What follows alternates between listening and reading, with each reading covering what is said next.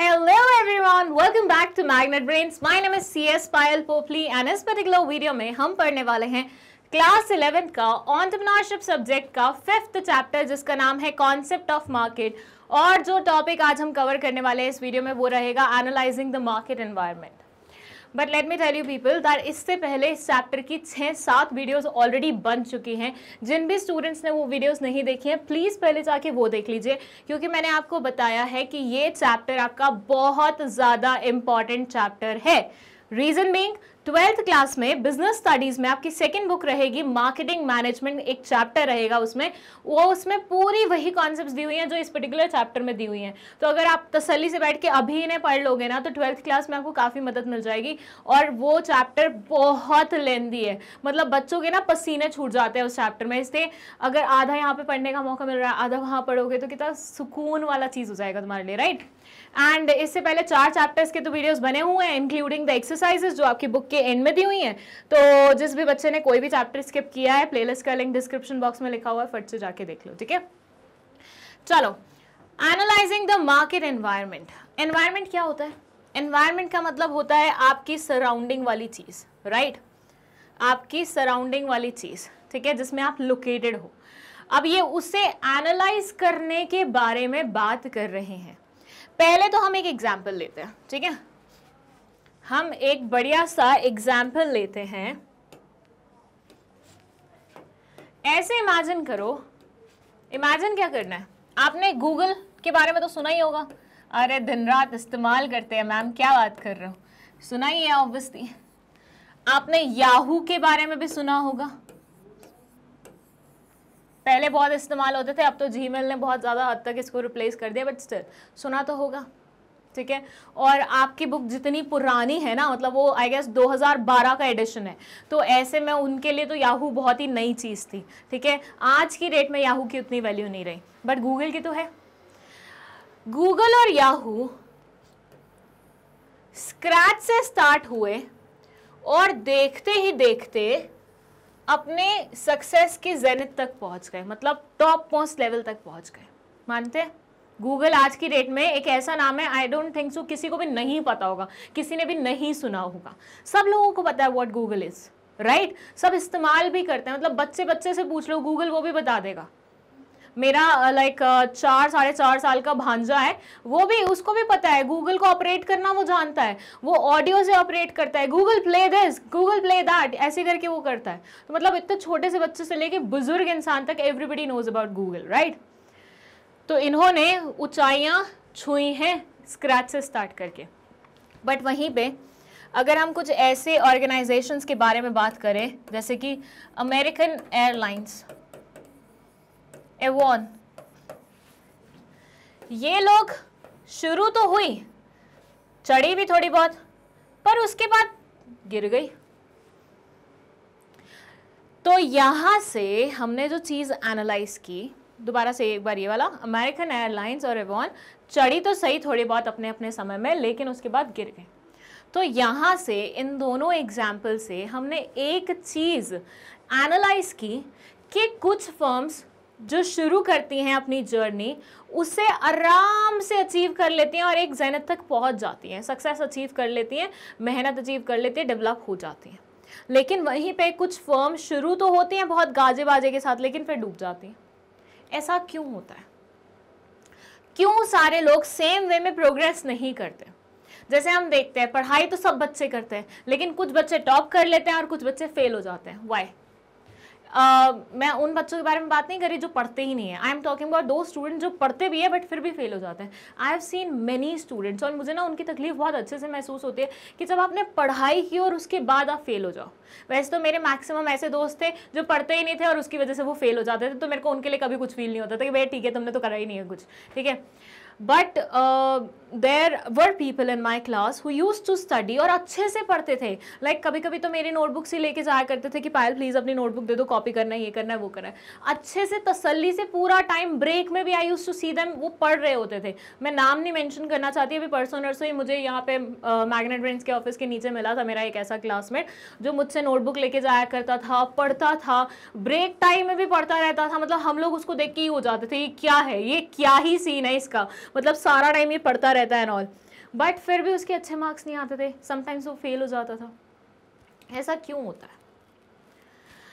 ऐसा इसलिए होता है कि आपने पढ़ाई तो की, लेकिन जिस लेवल की पढ़ाई करने चाहिए थी, जिस तरीके की पढ़ाई करनी चाहिए थी, जिस चीज की पढ़ाई करनी चाहिए थी, आपने वो नहीं करी। जिस लेवल की आपको पढ़ाई करनी चाहिए थी, जिस तरीके की आपको पढ़ाई करनी चाहिए थी, या जिस चीज की आपको पढ़ाई करनी चाहिए थी, आपने वो नहीं करी। ये तो हो गया पढ़ाई वाला scenario. What about these firms? इन्होंने ऐसा क्या नहीं किया जिसकी वजह से ये डूब गई? आंसर है, इन्होंने अपने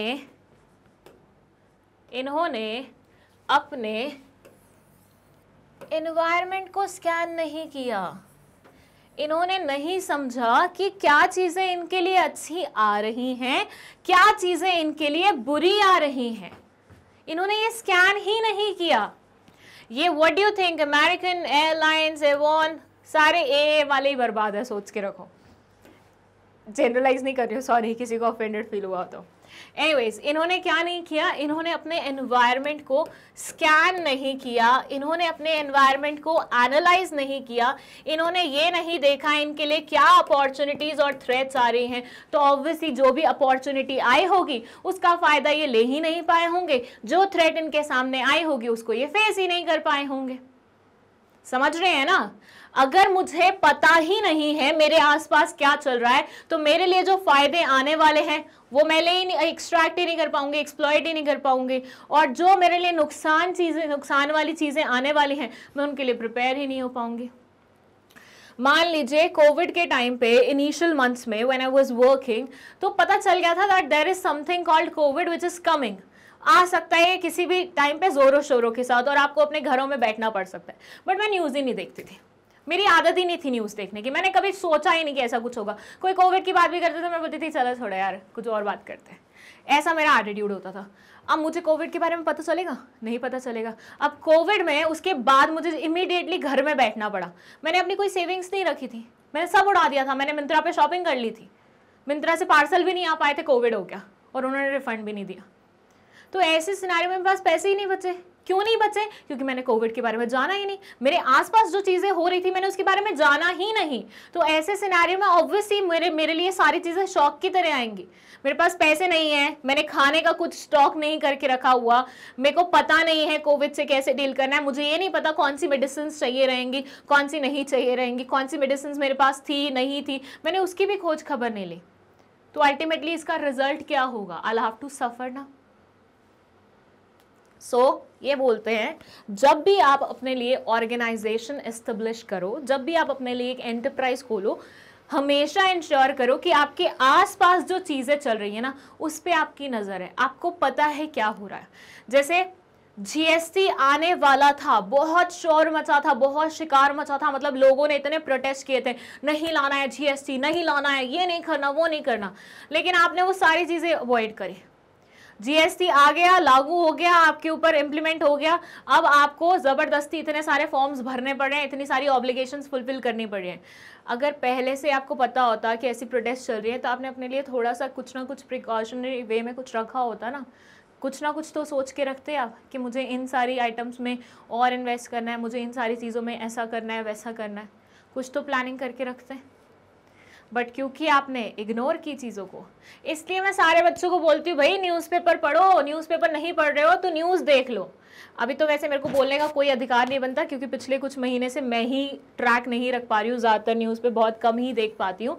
लेकिन जब आई यूज टू स्टडी न्यूज़पेपर ना, मतलब मैं द हिंदू पढ़ती थी उस टाइम पे, I was preparing for a competitive exam, और मैं द हिंदू में ही मतलब मेरे को 4-5 घंटे लग जाते थे पढ़ने में, क्योंकि उसमें इतनी सारी चीज़ होती है। उसमें एक आर्टिकल भी ऐसा नहीं होता जो बकवास या बेकार होता है।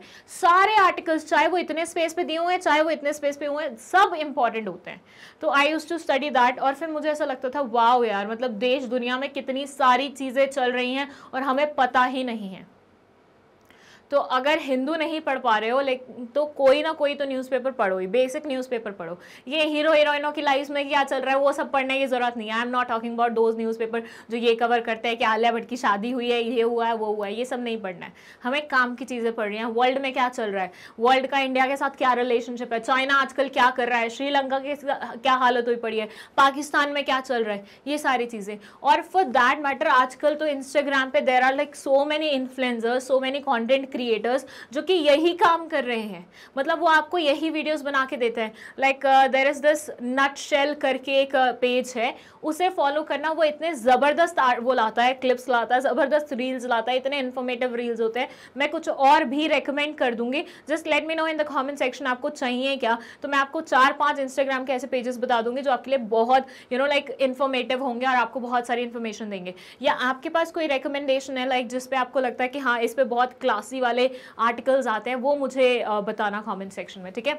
मैं भी फिर उन्हें फॉलो करूंगी। सो बेसिकली अमेरिकन एयरलाइंस और एवॉन ने क्या गलती कर दी, उन्होंने ये गलती करी कि उन्होंने एनवायरनमेंट को स्कैन नहीं किया, एनालाइज नहीं किया, जिसके कारण उनको पता ही नहीं था उनके आसपास क्या चल रहा है। तो वो उन सब चीज़ों के फ़ायदे और नुकसान नहीं देख पाए। जैसे हम बात करें नोकिया के बारे में। नोकिया कहाँ था, नोकिया को कोई बीट नहीं कर पा रहा था एक टाइम पे, वो यहाँ पे था, कोई पहुंच भी नहीं पा रहा था, कोई सोच भी नहीं रहा था। सैमसंग भी यहाँ पे अटक गया था जब उसके मोबाइल फोन्स जलने लग गए थे, चार्जिंग पे लगे लगे फट जाते थे, तो उसकी भी पोजीशन यहाँ पे आ गई थी। Nokia was on the top, but फिर क्या हुआ पता ही नहीं है। आज की डेट में नोकिया गया कहाँ, किसके साथ मर्ज हो गया, क्या हो गया उसके साथ, किसी को नहीं पता। आज कौन है यहाँ पे, आज यहाँ पे एप्पल है। हर अगले बंदे के पास एप्पल फ़ोन है, हर अगले बंदे के पास। लाइक यू कांट इवन से कि मतलब उनके वो देख के आप एक्सपेक्ट भी नहीं कर सकते ही इज ओनिंग आईफोन और समथिंग लाइक दैट। सबके पास वही है। सो एप्पल ने अपनी जगह बना ली है उस टाइम पे। और अब क्या है देखो, नोकिया ने गलतियां हाँ कर दी, उसने क्वालिटी में गलती कर दी, उसने न्यूनेस लाने में गलती कर दी। एप्पल वो गलतियां नहीं कर रहा। एप्पल की क्वालिटी बेस्ट है, एप्पल के न्यू फीचर्स बेस्ट होते हैं। एप्पल हमेशा कुछ ना कुछ लेटेस्ट लेके आता है, हर साल वो नए फ़ोन लेके आता है, हर साल वो नए फीचर्स लेके आता है, एग्जिस्टेंस में लाता है। सो ऐसे में वो हमेशा अपने आप को रेडी रख रहा है फॉर द कॉम्पिटिशन, तभी उसे अभी तक कोई बीट नहीं कर पाया। नेम एनी कंपनी जिसने एप्पल को बीट कर दिया आपके अकॉर्डिंग, बताओ मुझे। होगी ही नहीं ऐसी कोई कंपनी। एनीवेज चलिए, सो एनालाइजिंग द मार्केट एनवायरनमेंट में ये बोलते हैं lot of hectic activities keep happening in the market, opportunities and threat keep constantly spinning around. Those enterprises that ignore or resist the market forces bear the burn. Excellent companies take an inside view of the market and its forces.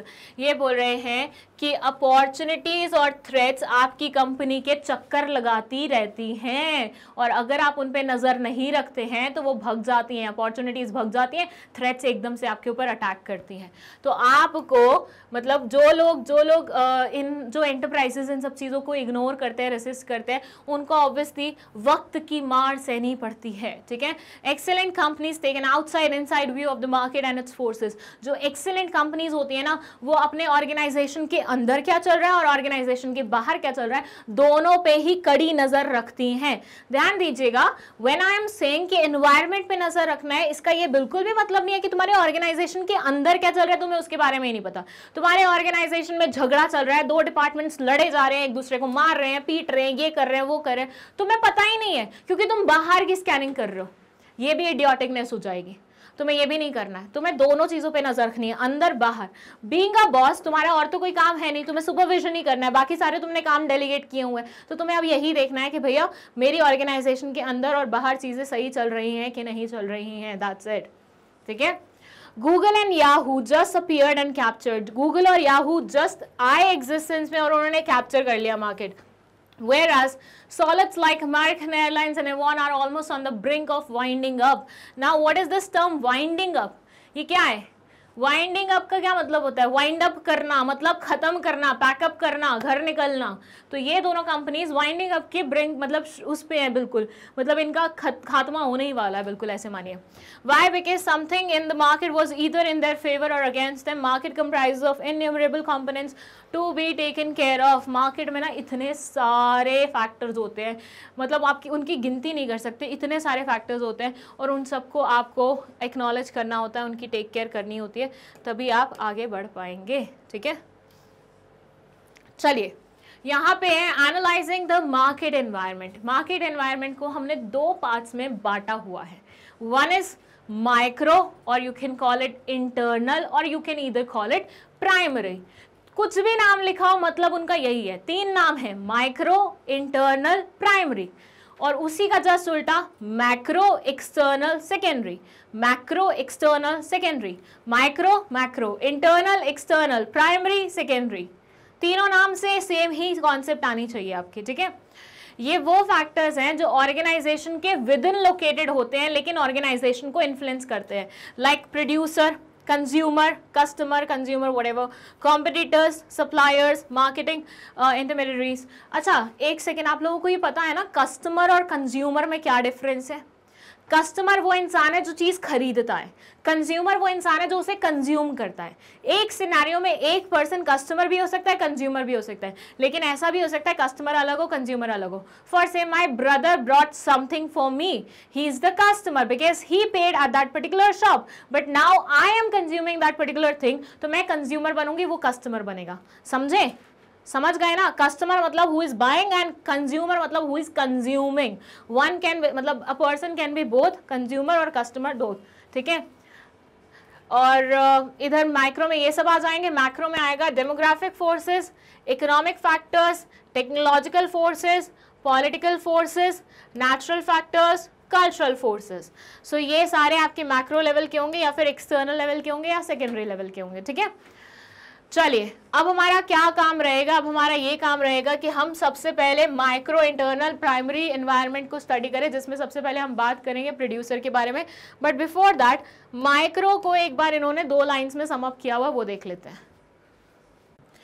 Micro environment में they say the internal environment refers to the forces operating in market that are close or within the association and affects its ability to serve its customers directly. ऐसे factors जो कि बहुत ही closely या फिर organisation के अंदर ही बने होते हैं, मतलब अंदर ही पाए जाते हैं, उन्हें हम बोलते हैं माइक्रो एनवायरनमेंट और इंटरनल एनवायरनमेंट और प्राइमरी एनवायरनमेंट। सो बेसिकली ऐसे फैक्टर्स ये जो कि या तो बहुत ही क्लोजली ऑर्गेनाइजेशन से रिलेटेड हो या फिर उसके अंदर ही लोकेटेड हो, जैसे कि फॉर से एम्प्लॉयज कहाँ लोकेटेड है? ऑर्गेनाइजेशन के विद इन लोकेटेड है। लेकिन अगर हम बात करें सप्लायर्स की, सप्लायर्स कहाँ लोकेटेड हैं? ऑर्गेनाइजेशन के बाहर लोकेटेड हैं लेकिन क्लोज एसोसिएशन में, ऑर्गेनाइजेशन के साथ उनका इंटरेक्शन चलता रहता है। या फिर हम बात करें कस्टमर्स की, कस्टमर्स कहाँ लोकेटेड होते हैं? कस्टमर्स भी बाहर लोकेटेड होते हैं ऑर्गेनाइजेशन के, लेकिन उनका क्लोज एसोसिएशन रहता है ऑर्गेनाइजेशन के साथ। सो बेसिकली एम्प्लॉयज अंदर लोकेटेड होते हैं और उनका क्लोज एसोसिएशन ऑब्वियसली रहता ही रहता है, और सप्लायर्स और कस्टमर्स जैसी चीज़ें जो कि ऑर्गेनाइजेशन के बाहर होते हैं लेकिन क्लोजली एसोसिएटेड होते हैं, ये सारे के सारे मिलकर माइक्रो एनवायरनमेंट फॉर्म करते हैं, इंटरनल एनवायरनमेंट फॉर्म करते हैं, प्राइमरी नेचर के एनवायरनमेंट फॉर्म करते हैं। और इसमें हमने पढ़ा है कौन कौन आते हैं, प्रोड्यूसर्स, कस्टमर्स, सप्लायर्स एक्सेट्रा। तो अब हम एक एक करके उन सब के बारे में बात करेंगे। Let's start with the very first, that is producer और सेलर। प्रोड्यूसर और सेलर कौन होता है? प्रोड्यूसर और सेलर बोले तो वो इंसान जो कि प्रोडक्शन कर रहा है, जो कि उस चीज़ को एग्जिस्टेंस में लाने की कोशिश कर रहा है, और अल्टीमेटली उसका गोल क्या होगा? ये सारी चीज़ें बिक जाए, राइट? तो प्रोड्यूसर बुला लो या सेलर बुला लो, जो मर्जी बुला लो, प्रोडक्शन भी करेगा और अल्टीमेटली बेचने की कोशिश भी करेगा। सो ये यहाँ बोलते हैं the goals, objectives, policies, strategies etcetera of the organisation are foremost forces which govern the market. Successful companies are those that can recognize and respond profitably to unmet needs and trends in the society. Unmet needs always exist. Okay, ये बोल रहे हैं कि एक काम का producer ना वो है जिसको ये पता हो कि सोसाइटी में लोगों को इस पर्टिकुलर चीज़ की आवश्यकता है और अभी तक कोई भी ऐसी चीज़ नहीं आई है जो उस आवश्यकता को पूरा कर पाई हो, सेटिस्फाई कर पाई हो। इस पर्टिकुलर कॉन्सेप्ट को हम बोलते हैं अनमेट नीड्स, मतलब ऐसी नीड्स जो कि अभी तक पूरी नहीं हुई हैं। अब देखिए, जैसे मैंने बोला, मुझे एक ऐसी कैप चाहिए जो कि सर्दी में मेरे सर को गर्म रखने की कोशिश करे और गर्मियों में मेरे सर को ठंडा रखने की कोशिश करे। Like I don't want to invest in 2 caps, मेरे को एक ही कैप चाहिए। सर्दियों में वही कैप मुझे ठंडी प्रोवाइड करे, गर्मी प्रोवाइड करे, सॉरी, ठंडियों में तो मर ही जाएंगे भैया, और गर्मियों में वही कैप मुझे सर्दी प्रोवाइड करे। ऐसी कैप चाहिए मुझे। लेकिन मुझे ये भी पता है अभी तक मार्केट में ऐसी कोई कैप नहीं आई है। तो ये मेरी क्या है? ये मेरी अनमेट नीड है, मतलब मेरी ज़रूरत है जो कि अभी तक पूरी नहीं हुई है। तो ऐसे सिनेरियो में अगर कोई प्रोड्यूसर, मेरे जैसे ऐसे बहुत सारे लोग हैं जिनको सेम चीज़ चाहिए, तो अगर कोई प्रोड्यूसर ये जान जाता है और उसका सोल्यूशन ढूंढने लगता है, यही है बढ़िया वाला प्रोड्यूसर तुम्हारा।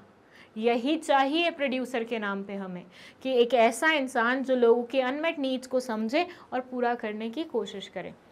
So they say the goals, objectives, policies, strategies, etc. of the organization are the foremost forces which govern the market. Goals, objectives, policies, strategies, ये सारी चीज़ें क्या हैं? ऑर्गेनाइजेशन ने जो सपने अपने लिए देखे हैं, जो ऑब्जेक्टिव्स चुने हुए हैं, जो पॉलिसीज़ वो बना रहा है, जो स्ट्रैटेजीज़ वो बना रहा है, वो सारे मिल के कहीं ना कहीं ऑर्गेनाइजेशन को गवर्न करने का काम करते हैं। सक्सेसफुल कंपनीज सिर्फ वही कंपनीज होती हैं जो इन अनमेट नीड्स को रिकग्नाइज कर लेते हैं और उनको पूरा करने के लिए लग जाती हैं, जी तोड़ मेहनत करती हैं। Those enterprises rule the market who are capable of keeping itself aware of the market needs and trends. ये बोलते हैं सिर्फ वही एंटरप्राइजेस मार्केट को रूल करते हैं, सिर्फ वही एंटरप्राइजेस मार्केट को रूल करते हैं जो कैपेबल होते हैं इन चीज़ों के लिए। कौन कौन सी चीज़ें हैं यहाँ पे? फर्स्ट है keeping itself aware of the market needs and trends. आपको मार्केट में लोगों की नीड्स के बारे में पता होना चाहिए, क्या ट्रेंड चल रहे हैं उसके बारे में पता होना चाहिए। आपको मार्केट में क्या ट्रेंड चल रहा है प्लस लोगों की नीड क्या है, उन सब चीज़ों के बारे में पता होना चाहिए। One thing, giving market a solution for their unmet needs. Market को सोल्यूशन दो उनके अनमेट नीड्स के लिए, मतलब जो लोगों की नीड्स पूरी नहीं हुई हैं उनकी नीड्स कैसे पूरी होंगी, उनकी नीड्स क्या थी, उसके लिए क्या सोल्यूशन बन सकता है, उसका पता लगाओ और वो सोल्यूशन उनको प्रोवाइड करने की कोशिश करो। ठीक है।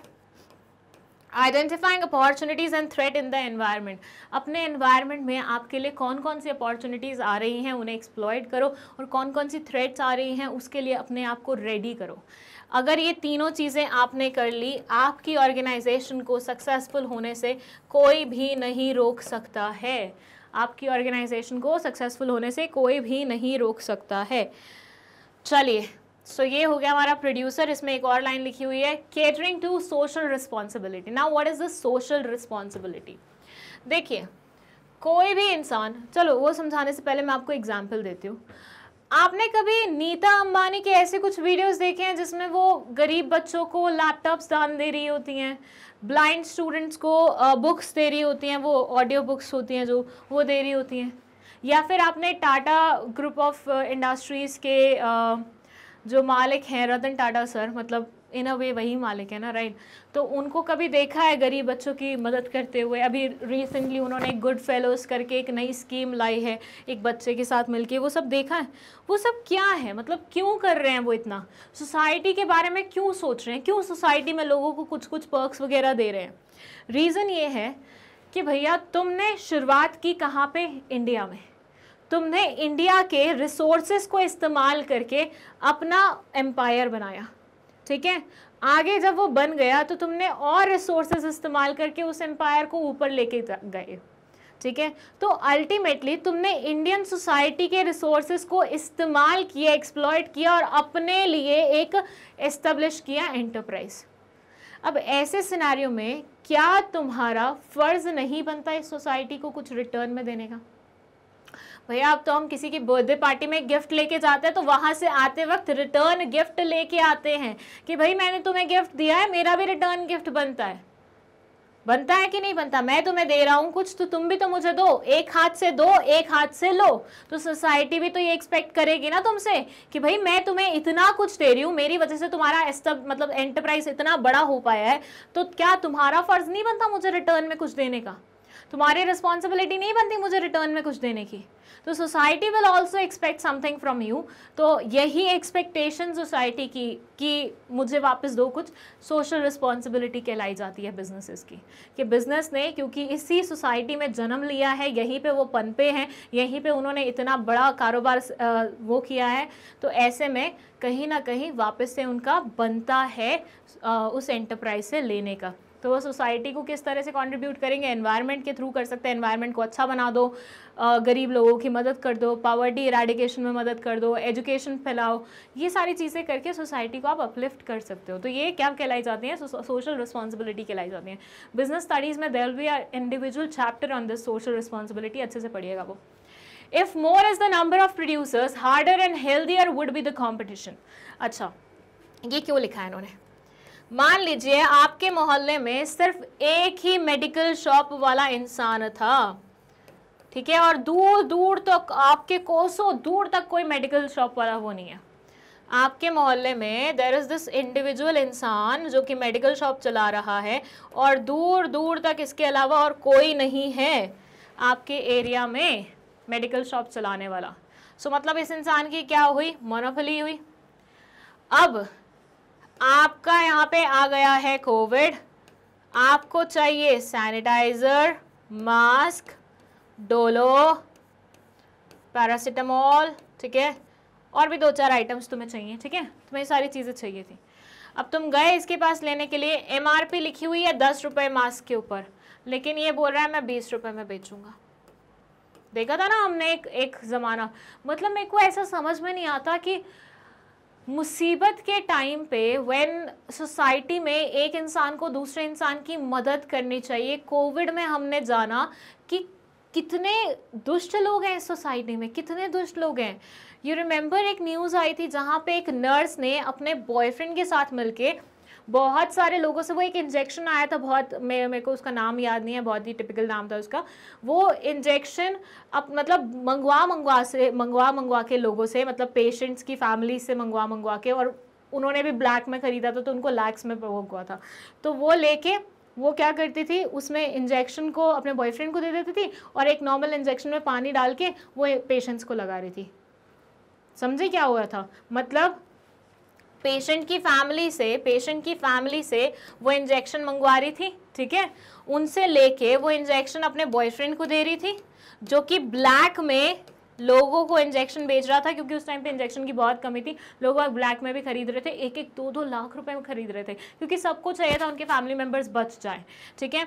तो ऐसे में ये इंजेक्शन यहाँ से खरीद के मतलब इनको दे रही है, मतलब लेके इनसे इनको दे रही है, मतलब अपने बॉयफ्रेंड को दे रही है, और पेशेंट को क्या लगा रही है? पेशेंट को पानी वाला इंजेक्शन लगा रही थी। सोचिए, औरत होके she was doing such a thing. इसके अलावा मास्क, शॉप्स पे जाओ, दे वर सेइंग हमारे यहाँ पे मास्क है ही नहीं। क्यों बोल रहे थे? क्योंकि गवर्नमेंट ने मास्क के ऊपर एक MRP लगा दिया था कि अगर कोई इससे ज़्यादा का बेचेगा तो उसको लाइक हम वो देंगे, सज़ा देंगे, उसके अगेंस्ट कंप्लेंट हो सकती है। और उस टाइम पे ये लोगों ने खुद ही खरीदे, महंगे दाम पे थे, तो इन्होंने बोला हम क्यों सस्ते में बेचे, तो उन्होंने ऐसा बोलना शुरू कर दिया कि हमारे यहाँ पे है ही नहीं मास्क। जो चीज़ 10 रुपए की थी MRP में, उसको 20 रुपए की बेच रहे थे, लोगों की मजबूरी का फ़ायदा उठा रहे थे। मतलब हम जब किसी को बुरा बोलने के लिए आते हैं तो हम सिलेक्टेड लोगों को बुरा बोलते हैं, लेकिन सोसाइटी में 60-70% लोग जो है ना वो बुरे हैं हमारी सोसाइटी में। और ऐसे टाइम पे पता चलता है कि बुराई की लिमिट कुछ नहीं हो सकती, कुछ भी नहीं हो सकती, specially after seeing that scenario. जब मैंने सुना था ना, क्योंकि मुझे याद है like there was this known person हमारे उसमें, उन्होंने भी एक खरीदा था 3 लाख रुपए का injection. He couldn't survive, but बाद में ये जब न्यूज़ निकल के आई थी कि दिल्ली में ऐसा हो रहा था, दिल्ली में बहुत बार मशीन्स बंद हो रही थी ऑक्सीजन वाली, ऑर्गेनाइजेशन मतलब हॉस्पिटल वाले खुद ही बंद कर रहे थे 10-10 मिनट में, क्योंकि ऑक्सीजन की कमी थी, ऑक्सीजन सिलेंडर्स नहीं थे। बहुत लोगों ने उसकी वजह से अपनी जान गंवा दी। इतनी दर्दनाक चीज़ें सुनने को मिल रही थी ना इस टाइम पे, इतनी दर्दनाक चीज़ें, मतलब हमारे घर में फ़ोन आता था ना, literally I used to be like phone आने से पहले कि भाई कुछ बैड न्यूज़ नहीं हो, कुछ बैड न्यूज़ नहीं हो, क्योंकि हर तरफ से we were getting bad news. मतलब सभी को ही मिल रहा था इन अ वे। किसी भी जान पहचान वाले की भी डेथ हो रही थी तो कितना वो लग रहा था कि यार मतलब एक ऐसी चीज़ आई है सडन जो इतना तबाही मचा के चली गई है। बट कहीं ना कहीं डोंट यू थिंक तबाही लोगों ने मचाई थी? चलिए एनीवेज, सो यहाँ पे मेडिकल वालों ने अपने चीज़ों के प्राइजेस बढ़ा दिए थे। जो चीज़ 10 रुपये में मिलने वाली थी वो 20 रुपये में मिलने लग गई, ठीक है। और आपके पास ऑप्शन नहीं है, क्योंकि आपको चाहिए तो आपको 20 रुपये स्पेंड करने पड़ेंगे। इस टाइम पे जो इन्फ्लेशन आया था ना, आर्टिफिशियल इन्फ्लेशन, वो तो बहुत ही करारे वाला था। बट अब यही समझो कि अब ये मेडिकल वाले के साथ 4 और मेडिकल शॉप्स खुल गई हैं। अब क्या ये अपनी मोनोपोली चला पाएगा? नहीं। अब क्या ये 10 रुपये वाली चीज़ 20 रुपये में बेच पाएगा? नहीं। हम इसके पास चले जाएंगे, ये भी सेम काम करोगा, हम इसके पास चले जाएंगे, ये भी सेम काम करोगा, हम इसके पास चले जाएंगे, या फिर हम इसके पास चले जाएंगे। कोई ना कोई तो सही दाम में देगा। तो जैसे जैसे कंपटीशन बढ़ता जाता है, वैसे वैसे जैसे जैसे कंपटीशन बढ़ता जाता है और हार्डर होता जाता है, वैसे वैसे हेल्दियर भी होता जाता है, क्योंकि अब इंसानों की मोनोपोली बचती नहीं है, वो अपना मन चाहा काम नहीं कर सकते। Ethics, values, principles, creativity, innovativeness of the seller helps in setting trends for the market. It is the producer and his abilities or her abilities that can create a market. Imagine today we have markets for things like yoga, pranic healing और astrology etc. All credit goes to sellers. ये बोलते हैं, हम सोच भी नहीं सकते थे एक ज़माने में कि क्या क्या चीज़ें बिक सकती हैं। आज की डेट में हम देखें तो योगा कोर्सेज बिकते हैं। There are people who are taking online classes of yogas. There are people who are selling astrology वाली thing. मतलब I know an astrologer, tarot card reader है शायद वो, या फिर astrologer भी है somewhat, ठीक है। She charges 1100 for 15 minutes. Like if you want to ask something, 15 minute वो आपको वो देंगी और 1100 रुपये आपसे चार्ज कर लेंगे, 2100 रुपये आपसे चार्ज कर लेंगे। मतलब मैंने इंस्टाग्राम पे ही देखा हुआ है उनका ये सारा सब। I am not into all these things. So या इन सब चीज़ों के भी क्या हो रहा है, मतलब दुकान आ गई है, इन सब चीज़ों को भी बिक्री शुरू हो गई है। सो ये all thanks goes to home? Sellers, जिन्होंने इन सब चीज़ों के बारे में सोचा कि ये चीज़ें भी बिक सकती हैं। चलिए नेक्स्ट हमारा है कस्टमर। अब कस्टमर कौन होता है सबको पता है, ठीक है। और कस्टमर और कंज्यूमर का डिफरेंस मैं ऑलरेडी आपको बता चुकी हूँ। ओके, चलिए इसको एग्जाम्पल की मदद से समझते हैं। अब देखो, हम इंडियंस हमेशा क्रिप करते रहते हैं कि हमारी मीडिया सब बकवास दिखाती है। करते हैं कि नहीं करते? बताओ, हम में से कौन ऐसा है जिसने कभी मीडिया को 4 गलत बातें बोलते हुए ये नहीं बोला कि हमारी मीडिया को कुछ काम नहीं आता, फालतू की खबरें दिखाते हैं। हम हमेशा क्रिप करते हैं उनको लेके। But don't you think media सिर्फ वही चीज दिखाता है जो हम देखना चाहते हैं?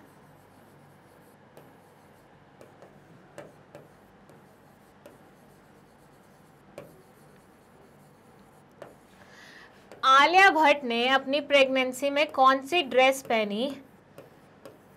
उर्फी जावेद ने आज क्या नया लुक ट्राई किया? दीपिका पादुकोण की एयरपोर्ट लुक क्या थी? क्या हम सब ही नहीं देखते? What do you think कि क्रिप हम कब कर पा रहे हैं? जब हम वो चीज़ें देख पा रहे हैं, हमें वो देखने को मिल रही है। लेकिन हर बार जब हमें सेम चीज़ देखने को मिल रही है, क्या हमने डिसकंटिन्यू किया वो देखना? क्या हमने ऐसे चैनल्स जो कि किसी एक पर्टिकुलर पार्टी के टूवर्ड्स बायस्ड हैं उनको बॉयकॉट किया? नहीं किया।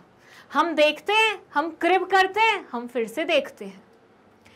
अगेन, सास बहू वाले सीरियल्स, हमेशा ये कंट्रोवर्शियल चीज़ रहती है कि भैया इंडियन उसमें तो सिर्फ सास बहू वाले सीरियल्स चलते हैं। बट डोंट यू थिंक कि सास बहू वाले सीरियल ही हम देखते हैं? तभी तो सामने वाला प्रोड्यूस कर रहा है। जो चीज़ आप देखें ही नहीं, जो चीज़ आप देखना बंद कर दे, वो आपको दिखाना बंद कर दे। सिंपल सा लॉजिक है। अगर हम चाहते हैं सोसाइटी में चेंज आए तो पहले सोसाइटी को ही तो बदलना पड़ेगा। यू कांट एक्सपेक्ट कि मीडिया वाले ढंग की न्यूज़ दिखाना शुरू कर दें, उनके पब्लिक ही नहीं आएगी, देखेगा ही नहीं, तो लॉस में चली जाएंगी। मैंने लिटरली ऐसे एग्जाम्पल्स देखे हैं अपनी लाइफ में, ऐसे मीडिया हाउसेस के एग्जाम्पल्स देखे हैं जो कि अनबाइस्ड ढंग की न्यूज़ दिखा रहे थे, बट वो आफ्टर अ सर्टेन टाइम बंद हो गए क्योंकि उनकी न्यूज़ चल ही नहीं पा रही थी। फिर हम बैठ के क्रिप करते हैं, अरे ये तो सिर्फ आलिया भट्ट और रणवीर सिंह या कपूर की स्टोरी दिखाते रहते हैं। अरे भाई तुम भी तो वही देखते रहते हो, तभी तो वो दिखाते हैं। तुम ही तो सास बहू वाले सीरियल से एंटरटेन होते हो, तभी तो वो लेके आते हैं। हर साल हम एक दूसरे को प्रॉमिस करते हैं इस बार वाला बिग बॉस नहीं देखेंगे, लेकिन जैसे ही बिग बॉस शुरू होता है हम सब देखने बैठ जाते हैं। नहीं करते? मेरी मॉम तो पिछले 4 साल से प्रॉमिस करी है अगली बार वाला बिग बॉस नहीं देखूंगी, अगली बार वाला बिग बॉस नहीं देखूंगी। जब भी उनका फेवरेट कंटेस्टेंट नहीं जीतता ना, या फिर उनको लगता है कि अरे ये तो फालतू टाइम पास कर रहे हैं, थोड़ा बहुत स्क्रिप्टेड है, ये है वो है, तो वो यही बोलते हैं मैं अगली बार नहीं देखूंगी। लेकिन जैसे ही बिग बॉस आता है अगले पहले दिन वही बैठी होती है सबसे आगे। तो हमारी आदत ही है, हम खुद वो सारी चीज़ें करते हैं, तभी वो हमें वो सारी चीज़ें दिखाते हैं। अब यहाँ पे मैंने आपको एक सेंटेंस बोला था कि मैंने ऐसे बहुत सारे एग्जाम्पल्स देखे हैं जहाँ पे मीडिया हाउसेस अच्छी खबरें दिखा रहे थे लेकिन वो चल नहीं पाए। उसका रीज़न क्या है? कस्टमर खुश नहीं थे, कंज्यूमर खुश नहीं थे उनके प्रोडक्ट के साथ, वो नहीं रेडी थे उनके प्रोडक्ट को लेने के लिए। तो अल्टीमेटली क्या हुआ? ये बोलने का मतलब ये हुआ कि भैया कंज्यूमर ही भगवान है। वो जो देखना चाहता है, वो जो इस्तेमाल करना चाहता है, वो जो खरीदना चाहता है, आप बस वही प्रोड्यूस करो, that's it, and you will be आराम से सक्सेसफुल हो जाओगे। हमारे उसमें मतलब हमारे मार्केट में कंज्यूमर हमारे लिए भगवान है। उसको जो चाहिए वही तुम उसे दे दो, अगर वो खुश है तो तुम्हारा मार्केट आराम से बना हुआ है। सब मीडिया हाउसेस को पता है कि deep inside everybody wants to know about all these things. नहीं देखते आप उर्वी जावेद के न्यू लुक्स? चाहे उसको देख के आप अब्यूजिव वर्ड इस्तेमाल करो या फिर कुछ भी बोलो कि क्या कर रही है ये, सोसाइटी में ऐसा कर रही है वैसा कर रही है। जैसे फारा खान ने बहुत बोला उर्फी जावेद के बारे में। देयर इज दिस, वो कौन है कॉमेडियन, उसकी वाइफ, कृष्णा की वाइफ, उसने बहुत बोला उर्फी जावेद के बारे में। लेकिन आपको कैसे पता लगा इसके बारे में? आप कैसे जानते हो? क्योंकि आप भी देख रहे थे वही सेम चीज़। सारे मीडिया हाउसेस एयरपोर्ट लुक दिखाते हैं सबके, और मुझे तो बहुत बाद में पता लगा ये लोग खुद कॉल करके बुलाते हैं मीडिया वालों को, मतलब पीआर वाले, मतलब जैसे हमारी पीआर टीम ने बुलाया है। ये लोग कहीं पे भी होते हैं ना, दे एक्ट लाइक अरे मीडिया कहाँ से आ गई, मीडिया कहाँ से आ गई, मीडिया कहाँ से आ गई, और उससे बच के निकलने की कोशिश करते हैं। लेकिन इनके पीआर टीम्स ने ही बुलाया होता है मीडिया को, वही कॉल करके बुलाते हैं कि भैया देखो ये बंदी इस टाइम पे इस एयरपोर्ट के बाहर मिलेगी, ये बंदी इस टाइम पे इस वैन के बाहर मिलेगी, ये बंदी इस टाइम पे इस रेस्टोरेंट के बाहर मिलेगी, तभी तो वो लोग पहुंचते हैं। अल्टीमेटली बुलाया इन्हीं के द्वारा जाता है, और दिखाया क्यों जाता है? क्योंकि कंज्यूमर देख रहा है, चल रहे हैं। वो एक वायरल भयानी करके एक वो है इंस्टाग्राम पे पेज, वो यही सारी न्यूज दिखाता है, बहुत चल रहा है। हम हमेशा बोलते हैं ये अंजलि अरोरा इतनी फेमस कैसे हो गई, इतने मिलियंस में उसके सब्सक्राइबर कैसे चले गए, फॉलोवर्स कैसे चले गए? पर कहीं ना कहीं हम सोसाइटी के ही तो लोग हैं जो उसे फॉलो कर रहे हैं, हम सोसाइटी के तो लोग हैं जो उसे देख रहे हैं। जब उर्फी जावेद बिग बॉस में आई थी, क्या थी वो? कुछ थी, कोई नाम भी नहीं सुना हुआ था उसका, मुझे तो पता भी नहीं था वो कुछ मतलब है भी एग्जिस्टेंस में, उसके बाद ही फेमस हुई है ना। अल्टीमेटली कंज्यूमर जो चाहता है हर इंसान बस उसे ही दिखाता है, और हमेशा कंज्यूमर के मुंह पे मत जाओ कि वो क्या बोल रहा है, उसकी प्रेफरेंस समझो। That's what we call analysis. आपको सिर्फ देखना नहीं है, दिखाने को तो सारे कंज्यूमर्स बोलेंगे हमें नहीं देखना ये सारी चीजें, हमें ढंग की न्यूज दिखाओ, हमें ये दिखाओ, हमें वो दिखाओ। 10 मिनट तुमने बैठ के अगर ढंग की न्यूज देख ली ना, बोर हो जाओगे तुम। लिख के दे रही हूँ ये चीज मैं। वो अगर तुम्हें बताना शुरू कर देंगे ना साइंस में इस चीज का इजाद हुआ है, वर्ल्ड में ये चल रहा है, ये देश इसके साथ ये कर रहा है, 10 मिनट के अंदर अंदर न्यूज चैनल चेंज होते हैं। तो आपको वो क्या बोलते हैं वो नहीं सुनना है, वो क्या देख रहे हैं, वो क्या एक्चुअली कर रहे हैं, उसे एनालाइज करना है, अगर आप चाहते हो आपकी एंटरप्राइज सक्सेसफुल हो तो। ठीक है, यहाँ वापस आ जाओ। The most influential force which rules the market is the consumer. जो सबसे इन्फ्लुएंशियल फोर्स होती है मार्केट की, जो कि मार्केट को रूल करती है, वो होते हैं उसके कंज्यूमर।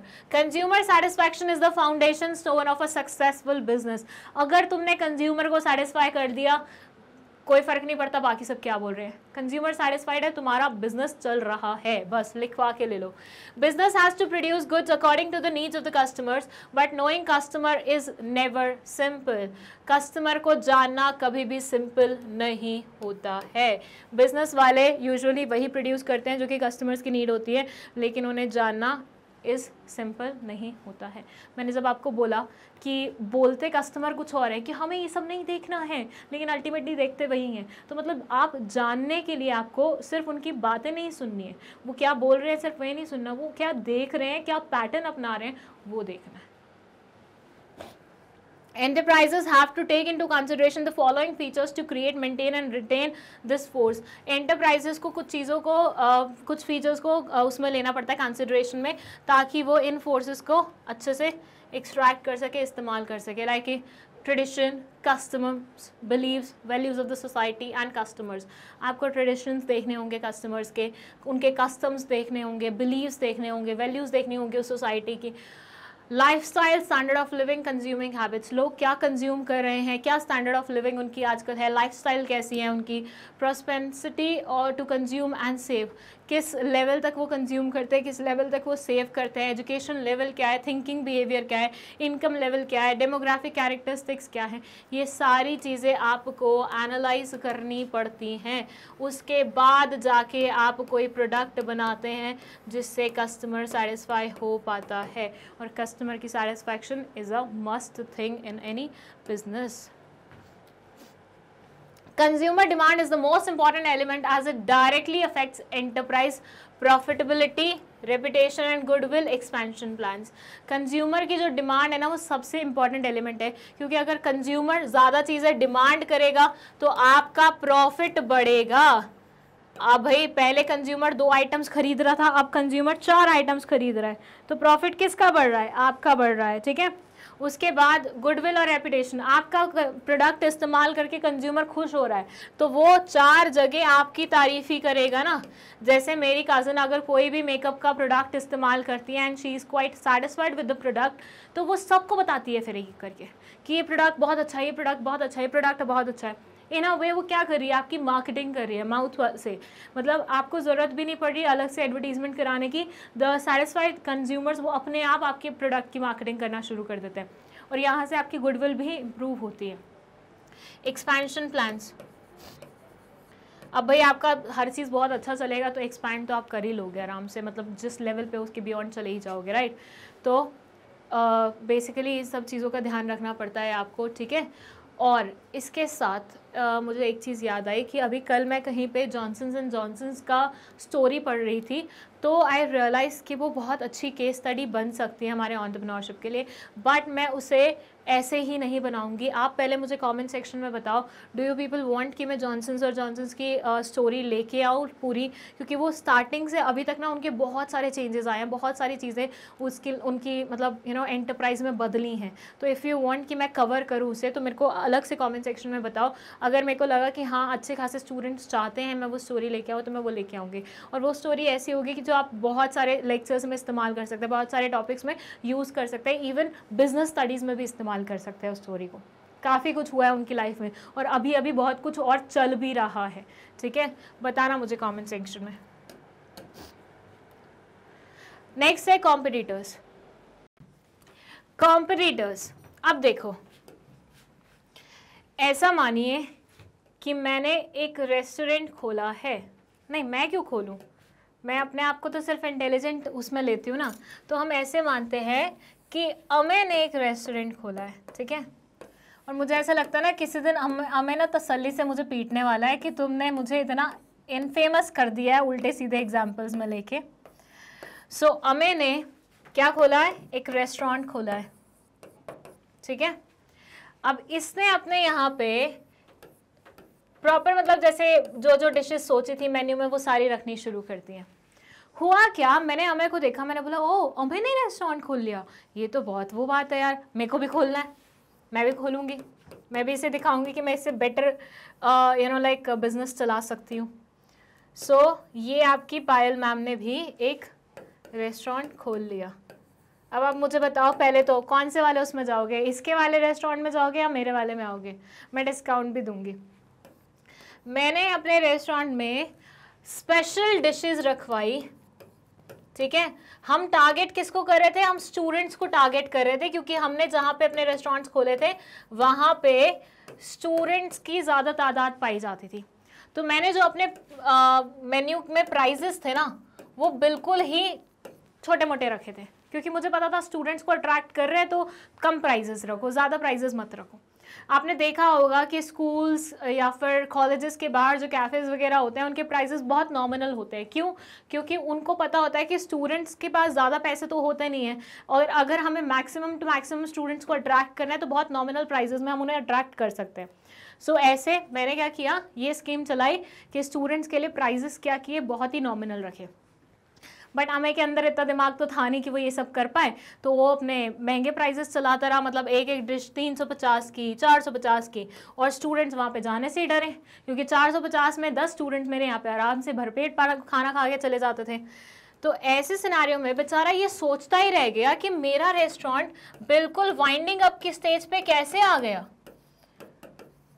क्या हुआ ऐसा कि पायल का रेस्टोरेंट तो उतना अच्छा चल रहा है लेकिन मेरा चल नहीं पा रहा। मैं इसके लिए कौन थी? मैं इसके लिए कॉम्पिटिटर थी। तो इसने क्या चीज़ यहाँ पे स्किप करी? इसने मुझ पे नज़र नहीं रखी, इसने मेरे पैटर्न्स नहीं देखे काम करने के लिए, इसने ये नहीं देखा कि मेरे मेन्यू के प्राइसेस इतने कम क्यों हैं, मैं क्यों इतने कम प्राइसेस पे लोगों को डिशेस खिला रही हूँ। इसने नोटिस ही नहीं किया, और यहाँ पे इसने क्या कर दिया? ब्लंडर कर दिया। इसलिए बोलते हैं कि आपको हमेशा अपने आपको हमेशा अपने कॉम्पिटिटर्स पे नज़र बनाए रखनी चाहिए, क्योंकि अगर आप ये नहीं करेंगे तो there will be a time वो आपको बीट करके आगे निकल जाएगा। अगर आपको एज चाहिए ना अपने कॉम्पिटिटर के ऊपर, तो आपको देखना पड़ेगा आपका कॉम्पिटिटर क्या कर रहा है। You can not be scared of that thing.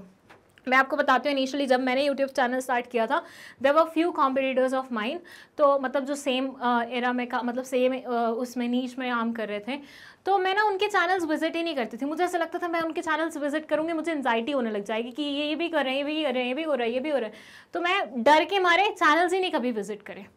फिर after a certain time I realise कि नहीं यार, अगर मैं देखूंगी नहीं वो क्या कर रहे हैं तो मैं कैसे उनको अपने कंटेंट से बीट कर पाऊंगी। फिर I started visiting those channels. क्या हो रहा है मुझे, मैं इतना फंबल क्यों कर रही हूँ? एनीवेज, फिर I started visiting those channels. फिर आई रियलाइज़ कि अरे यार, मतलब ये कंटेंट मेरा इनसे बेटर हो सकता है, ये ऐसा हो सकता है। और फिर कहीं ना कहीं आई सॉ दैट थिंग कि मैं उनसे थोड़ा सा बेटर परफॉर्म कर पाई। Reason being I saw what they are doing, I saw मैं उनसे कहाँ पे मतलब आगे हूँ, आई सॉ मेरी क्या वीकनेसेस हैं, और उसके चलते हुए मैंने उन सब चीज़ों पे काम करके अपने चैनल को आगे बढ़ाने की कोशिश की। ठीक है। सो बेसिकली यहाँ पे भी क्या हुआ, रेस्टोरेंट में हमें अगर मेरे उस पर मैं नज़र रखता मेन्यू वगैरह पे, ये पहले सोच लेता कि पायल ने इतना कम मेन्यू क्यों सेट किया हुआ है, तो इसको समझ में आ जाता कि अरे ये स्टूडेंट्स को वो करिए, और हमारा दोनों का ही जो रेस्टोरेंट है वो उस एरिया में है जहाँ पे स्टूडेंट ज़्यादा पाए जाते हैं, तो मुझे भी कहीं ना कहीं थोड़े कॉम्पिटिटिव प्राइजेस रखने चाहिए। यहाँ पे इसने मुझे क्लियरली विन करने का एक मौका दे दिया। यहाँ पे उसने मुझे क्लियरली मौका दे दिया कि भैया लो, सारे कस्टमर्स तुम अपने पास लेके जाओ, और मेरे लिए कॉम्पिटिशन रहा ही नहीं। मतलब there was a certain time when I felt like कि अरे यार हमें यहाँ पे तो कोई जा ही नहीं रहा। कंपटीशन में भी तब मज़ा आता है ना जब बराबरी की टक्कर हो। यहाँ पे टक्कर ही नहीं हो पा रही थी क्योंकि इसने अपने प्राइजेस पे ध्यान ही नहीं दिया था, इसने अपने कॉम्पिटिटर पे ध्यान नहीं दिया था। सो इसलिए हमेशा कॉम्पिटिटर क्या कर रहा है उस पर थोड़ी सी नज़र रखनी चाहिए। Normally it would be seem a simple task for a company to identify its competitor. Normally company के लिए बहुत ही सिंपल टास्क होता है, मतलब देखा जाए ऊपर ऊपर से तो कॉम्पिटिटर को आइडेंटिफाई करना बहुत ही सिंपल टास्क होता है, बट एक्चुअली देखा जाए तो it's not that simple. Coca-Cola knows it's Pepsi-Cola, while Sony knows it's Matsushita, but the range of a company's actual and potential competitor is much broader.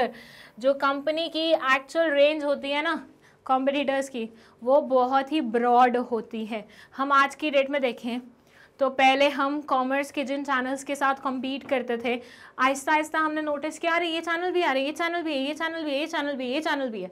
फिर हमने realise किया कि हम जहाँ पे एक दो को कॉम्पिटिटर मान रहे थे, there were plenty of the people who were in that list, हमने रियलाइज़ ही नहीं किया। तो ये ब्रॉड चीज़ है जिसको आपको थोड़ा सा अच्छे से बैठ के वो करना पड़ता है। Competitors are such factors in the micro environment that provide similar offerings for goods and services. Competitor basically कौन होता है? जो सिमिलर गुड्स और सर्विसेज प्रोवाइड कर रहा होता है।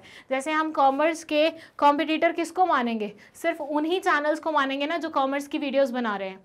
साइंस वाली वीडियो से थोड़ी ना कम्पीट करेंगे, राइट? समझ रहे हैं बात? तो जो सेम प्रोडक्ट्स या सर्विसेज ऑफर कर रहा होगा लोगों को, यहाँ पे हमें सिर्फ मुझे ही तो कॉम्पिटिटर मानेगा, क्योंकि रेस्टोरेंट मैं भी चला रही हूँ, वो भी चला रहा है।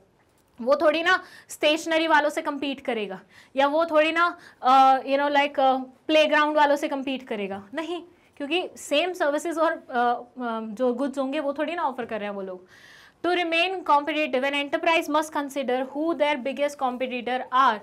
अगर competitive रहना है आपको, तो एक enterprise को पहले से ही ये देख के रखना पड़ेगा, consider करके रखना पड़ेगा कि उसके बड़े competitors कौन है। With LPG, the level of competition is no more local or national but international. यहाँ पे LPG का मतलब क्या है? ये गैस के बारे में बात नहीं कर रहे, लिक्विफाइड पेट्रोलियम गैस के बारे में बात नहीं कर रहे। They are talking about liberalisation, privatisation and globalisation.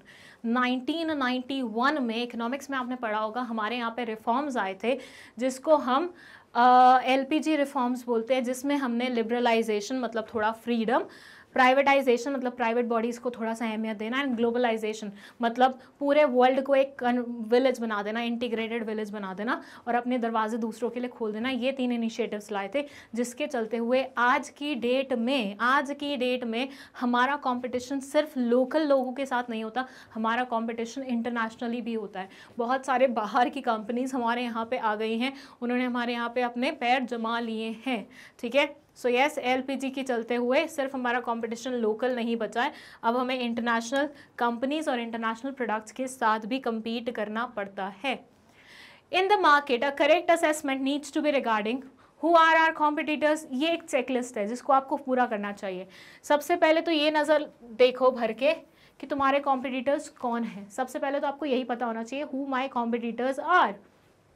Level size of competition, कितना लेवल और साइज है कॉम्पिटिटर का, कॉम्पिटिटर किस लेवल पे परफॉर्म कर रहा है, किस साइज पे परफॉर्म कर रहा है। लाइक अगर हम मैग्नेट ब्रेन्स को देखेंगे और उसका कॉम्पिटिटर देखने की कोशिश करेंगे, तो हमें ऐसे चैनल्स चुनने होंगे जो K to 12 सारे क्लासेस पढ़ा रहे होंगे, राइट। तो बस वही चीज़ है। The areas of strength and weaknesses of competitor, competitor की स्ट्रेंथ और वीकनेसेस जानिए, ठीक है। कॉम्पिटिटर की स्ट्रेंथ और वीकनेसेस जानिए। Financial standing of the competitors, competitor कहाँ स्टैंड कर रहा है, उसकी फाइनेंशियल स्टैंडिंग क्या है। Overall image of competitors products in the market, overall image क्या है कॉम्पिटिटर्स की। ऑपरेशनल कैपेसिटी क्या है कॉम्पिटिटर की, किस लेवल पे, किस कैपेसिटी पे वो ऑपरेट कर रहा है, वो पता होना चाहिए। The company should develop a strategic advantage over their competitors, else if it's otherwise the fate of the enterprise is doomed. Edmund Burke believes an opponent is our helper. इनका मानना है कि एक ओपोनेंट हमारा हेल्पर होता है। कैसे? इसको एक एग्जाम्पल की मदद से ले सकते हैं। देखिए, फर्स्ट से okay, so I am a business studies teacher, ठीक है, या एंटरप्रेन्योरशिप की भी टीचर बोल सकते हैं मुझे, समवट मतलब बिजनेस से ही तो रिलेटेड है। तो अब मान लीजिए मेरा एक कॉम्पिटिटर है जो बिजनेस पढ़ाता है, ठीक है। अब मैं वही सब सिलेबस पढ़ा रही थी, I was doing the same stuff. फिर I saw his videos and I got to know he is making videos on case studies. तो I got an idea from there कि यार मैं भी तो केस स्टडीज़ पे वीडियोस बना सकती हूँ और मैं उससे बेटर बना सकती हूँ, ठीक है। मेरे को पता है मेरी पोटेंशियल उससे ज़्यादा है, मैं और कुछ इंसर्ट करके I can make much better videos, ठीक है। तो मेरे को आइडिया कहाँ से मिला? उससे मिला। अगर मैंने उस पर नज़र ही नहीं रखी होती, मुझे पता ही नहीं होता कि there is this person who is my competitor और वो क्या कर रहा है, उस पर भी नज़र नहीं रखी होती, तो at the end of the day मेरे पास वो आइडिया ही नहीं आता केस स्टडी वाला। तो मेरे को मतलब खुफिया तरीके से आइडिया मेरे दिमाग में लाने का क्या मोड वो था मोड उस पर्टिकुलर कॉम्पिटिटर के चैनल को मैंने जाके एनालाइज किया। So basically what they are saying is कि एक हमारा ओपोनेंट जो होता है ना, वो हमारा हेल्पर होता है। वो हमें बहुत सारे ऐसे आइडियाज़ दे देता है जो शायद हमारे बिजनेस को पता नहीं कहाँ पहुँचा दे। ठीक है। जैसे मोबाइल कंपनीज है, मोबाइल कंपनीज जो न्यू चीज़ें लाने वाली होती हैं, कई बार आपने देखा होगा एक कंपनी बस उसके बारे में मेंशन करती है और दूसरी कंपनी 2 महीने के अंदर अंदर वो चीज़ लॉन्च कर देती है। उनको आइडिया कहाँ से मिला? दूसरी कंपनी से मिला कि अरे वो भी वो चीज़ ला रहे हैं, हम भी ला सकते हैं, लेट्स वर्क ऑन दैट। और फिर वो उससे पहले काम करके उनके कॉम्पिटिशन को खा जाती हैं पूरा, मतलब उनके कस्टमर बेस को खा जाती हैं पूरा। नेक्स्ट है हमारा सप्लायर्स। अब ये कौन होते हैं सप्लायर्स? हम सबको पता है, वो लोग जो हमें कुछ ना कुछ सप्लाई करते हैं। पढ़ते हैं इनके बारे में। और सी सप्लायर्स कौन होते हैं? नाम से ही समझ में आ रहा है, ऐसा इंसान या ऐसा ग्रुप या फिर ऐसा कंपनी या फर्म जो कि आपको कोई चीज सप्लाई कर रहा हो। अब इनका क्या रोल बनता है हमारी एनवायरनमेंट में? एक एग्जांपल लेते हैं अपन, ठीक है। ऐसे इमेजिन करिए कि आपकी एक कंपनी है, आपकी क्या है? एक कंपनी है जो कि क्या बनाती है? मिल्की चॉकलेट्स बनाती है, जो कि क्या बनाती है? मिल्की चॉकलेट्स बनाती है। ओके, आपकी कंपनी है जो कि मिल्की चॉकलेट्स बनाती है। ओके, बहुत बढ़िया, बनाइए, कोई दिक्कत नहीं है। आपको जो मिल्कमैन दूध सप्लाई करता था वो अचानक से डिसअपियर हो गया। ठीक है, आप कसौल में रहते थे या फिर किसी और पहाड़ी इलाके में रहते थे और वहां पे लोग ऐसे ही गायब हो जाते हैं। मतलब आप ना एक चीज नोटिस करना, आज की डेट में जितनी वेब सीरीज आ रही है ना, ये या तो कसौल की होती हैं या मनाली की होती हैं या शिमला की होती है या कोई ऐसे देहरादून जैसे, मतलब मसूरी ऐसे पहाड़ी इलाके की होती है, और वहां पे अचानक से क्राइम शुरू हो जाता है। सारे क्राइम्स मुझे लगता है ये पहाड़ों पे ही हो रहे हैं, लोग गायब होना शुरू हो जाएंगे। तो ऐसा ही आपका भी पहाड़ी इलाके पे ही सब कुछ था, तो आपका मिल्कमैन भी गायब हो गया। ठीक है, अब ऐसे में आपको अर्जेंट वे में उस क्वांटिटी में उस क्वालिटी का मिल्क अरेंज करना पॉसिबल हो पाएगा? सोच के देखिए, पहाड़ों में तो वैसे ही चीजें अरेंज करना बहुत ज्यादा डिफिकल्ट होती है। With that you were running a company, तो मतलब आपको अच्छी खासी क्वांटिटी में मिल्क लगता था। अब छोटे मोटे मिल्कमैन आपकी वो रिक्वायरमेंट को पूरा नहीं कर सकते। आपको चाहिए कोई ऐसा मिल्कमैन जिसकी अच्छी खासी लाइक डेयरी का पूरा एक सिस्टम हो, जिसके पास बहुत सारी भैंसें गायें हो और वो उनका दूध निकाल के आपको देके जाता हो। यही चाहिए होगा ना आपको। सो ऐसे में आपका जो मिल्कमैन था, जो बहुत मुश्किल से आपने कहीं से ढूंढा था, वो डिसअपियर हो गया। He was your supplier, he was supplying you the raw materials. आपकी मिल्की चॉकलेट कब बन पाती है? आपकी मिल्की चॉकलेट तब बन पाती है जब आपको मिल्क टाइम से मिल पाता। अब क्योंकि आपको रॉ मटेरियल ही टाइम से नहीं मिला, तो क्या आप आगे का प्रोडक्शन कर पाएंगे? आंसर है नहीं कर पाएंगे। एक और चीज है यहाँ पे इस पैराग्राफ में आपकी कंपनी को बताया गया है एक कन्वर्जन मशीन। आपकी कंपनी को बताया गया है एक कन्वर्जन मशीन। ऐसा क्यों? ये समझिएगा। ऐसा क्यों, ये समझिएगा। इमेजिन करो तुम्हें रॉ मटेरियल्स मिले कहीं से,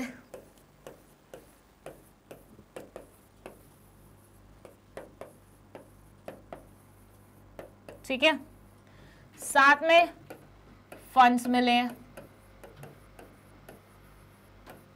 साथ में तुम्हें मिला है, फॉर से मैं बोलती हूं लेबर, ठीक है, साथ में तुम्हें क्या मिला है? लेबर मिला है। उसके बाद तुम्हारे पास थी एक्सक्यूज मी कुछ मशीन्स। यही होता है कंपनीज में, यूजुअली रॉ मटेरियल आते हैं कहीं से, पैसे होते हैं उनके पास, या फिर वो अरेंज करते हैं, लेबर वो इकट्ठा करते हैं और उनके पास होते हैं कुछ मशीन्स। ठीक है, कई बार मशीन्स बहुत ही बेसिक लेवल की होते हैं, कई बार बहुत एडवांस लेवल की होते हैं। इन दोनों का प्रोपोर्शन आपस में वैरी करेगा। लाइक अगर ज़्यादा लेबर होगी तो कम मशीनरी होगी, कम लेबर होगी तो ज़्यादा मशीन्स होंगी, कुछ भी ऐसा हो सकता है। ठीक है, लेबर इंटेंसिव और कैपिटल इंटेंसिव के बेसिस पर। अब आपकी कंपनी एग्जैक्टली क्या करती है? गुड्स एंड सर्विसेज प्रोड्यूस करती है। ठीक है, तो बेसिकली यहाँ पे आपकी कंपनी ने क्या किया, आपकी कंपनी ने ये सारी चीज़ों को इस्तेमाल किया, उन्हें कन्वर्ट किया गुड्स और सर्विसेज में और लोगों तक पहुंचाया। तो देखा जाए आपकी कंपनी कन्वर्जन मशीन का ही तो काम निभा रही है।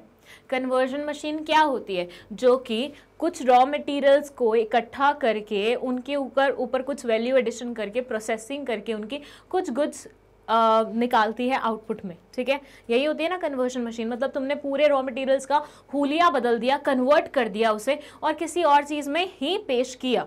तो कन्वर्जन मशीन यहाँ पे कंपनी क्यों कहलाई जा रही है, क्योंकि कंपनी इन सारे रॉ मटेरियल्स को इस्तेमाल करती है।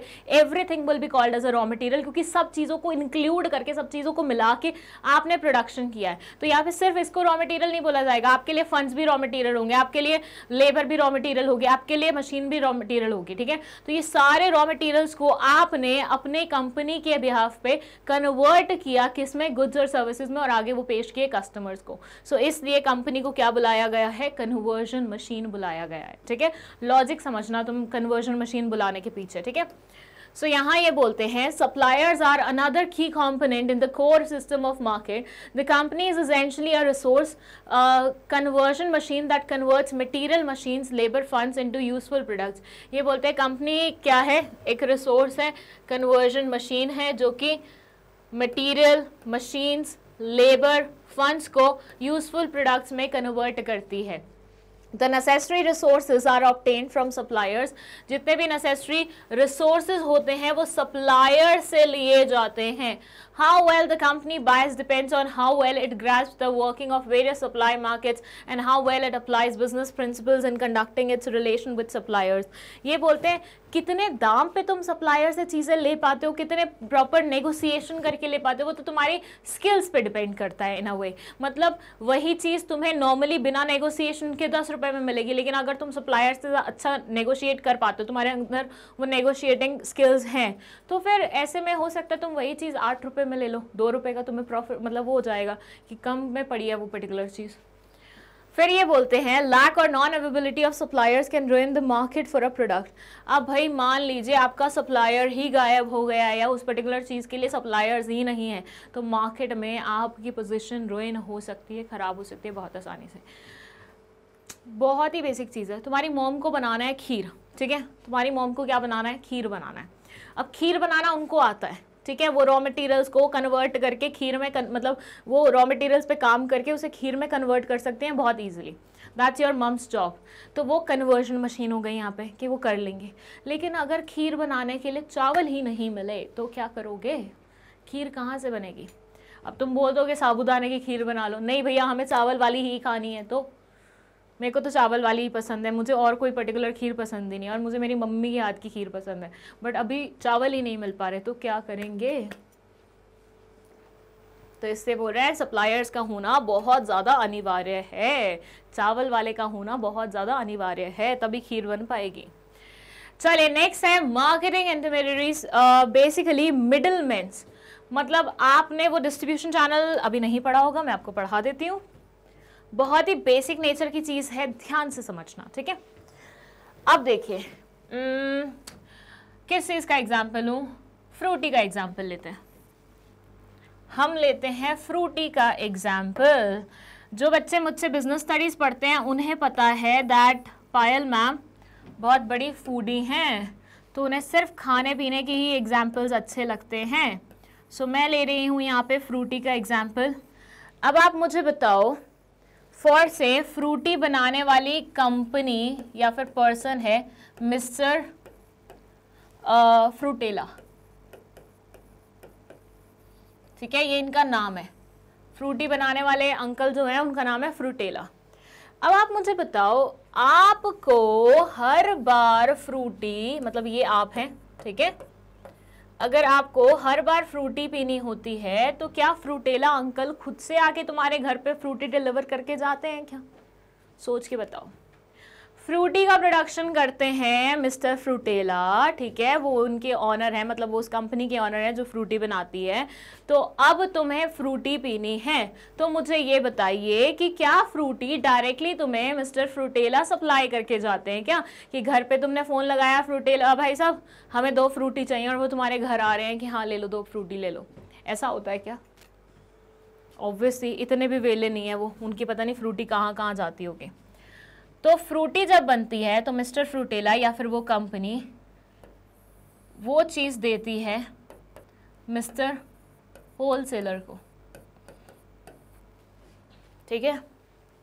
मिस्टर होलसेलर क्या करता है, ये प्रोडक्ट आगे देता है रिटेलर को, मिस्टर रिटेलर को, और रिटेलर आगे वो देता है आपको। क्या समझे? वैसे इनमें भी वेरिएशन हो सकती है, उस पर बाद में बात करते हैं, पहले यहाँ पे सुन लो।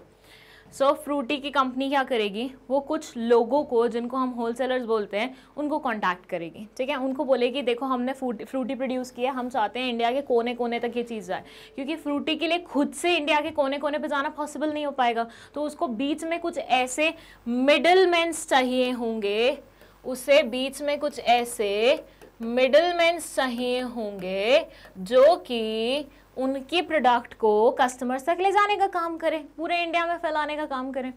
सो मिस्टर फ्रूटेला ने कुछ होलसेलर से बात करी, उन्होंने बोला ठीक है हम स्टेट लेवल पे परफॉर्म करते हैं, मतलब हर स्टेट का एक होलसेलर है, तो मतलब मान लीजिए 28 स्टेट्स हैं आज की डेट में, तो 28 होलसेलर्स थे।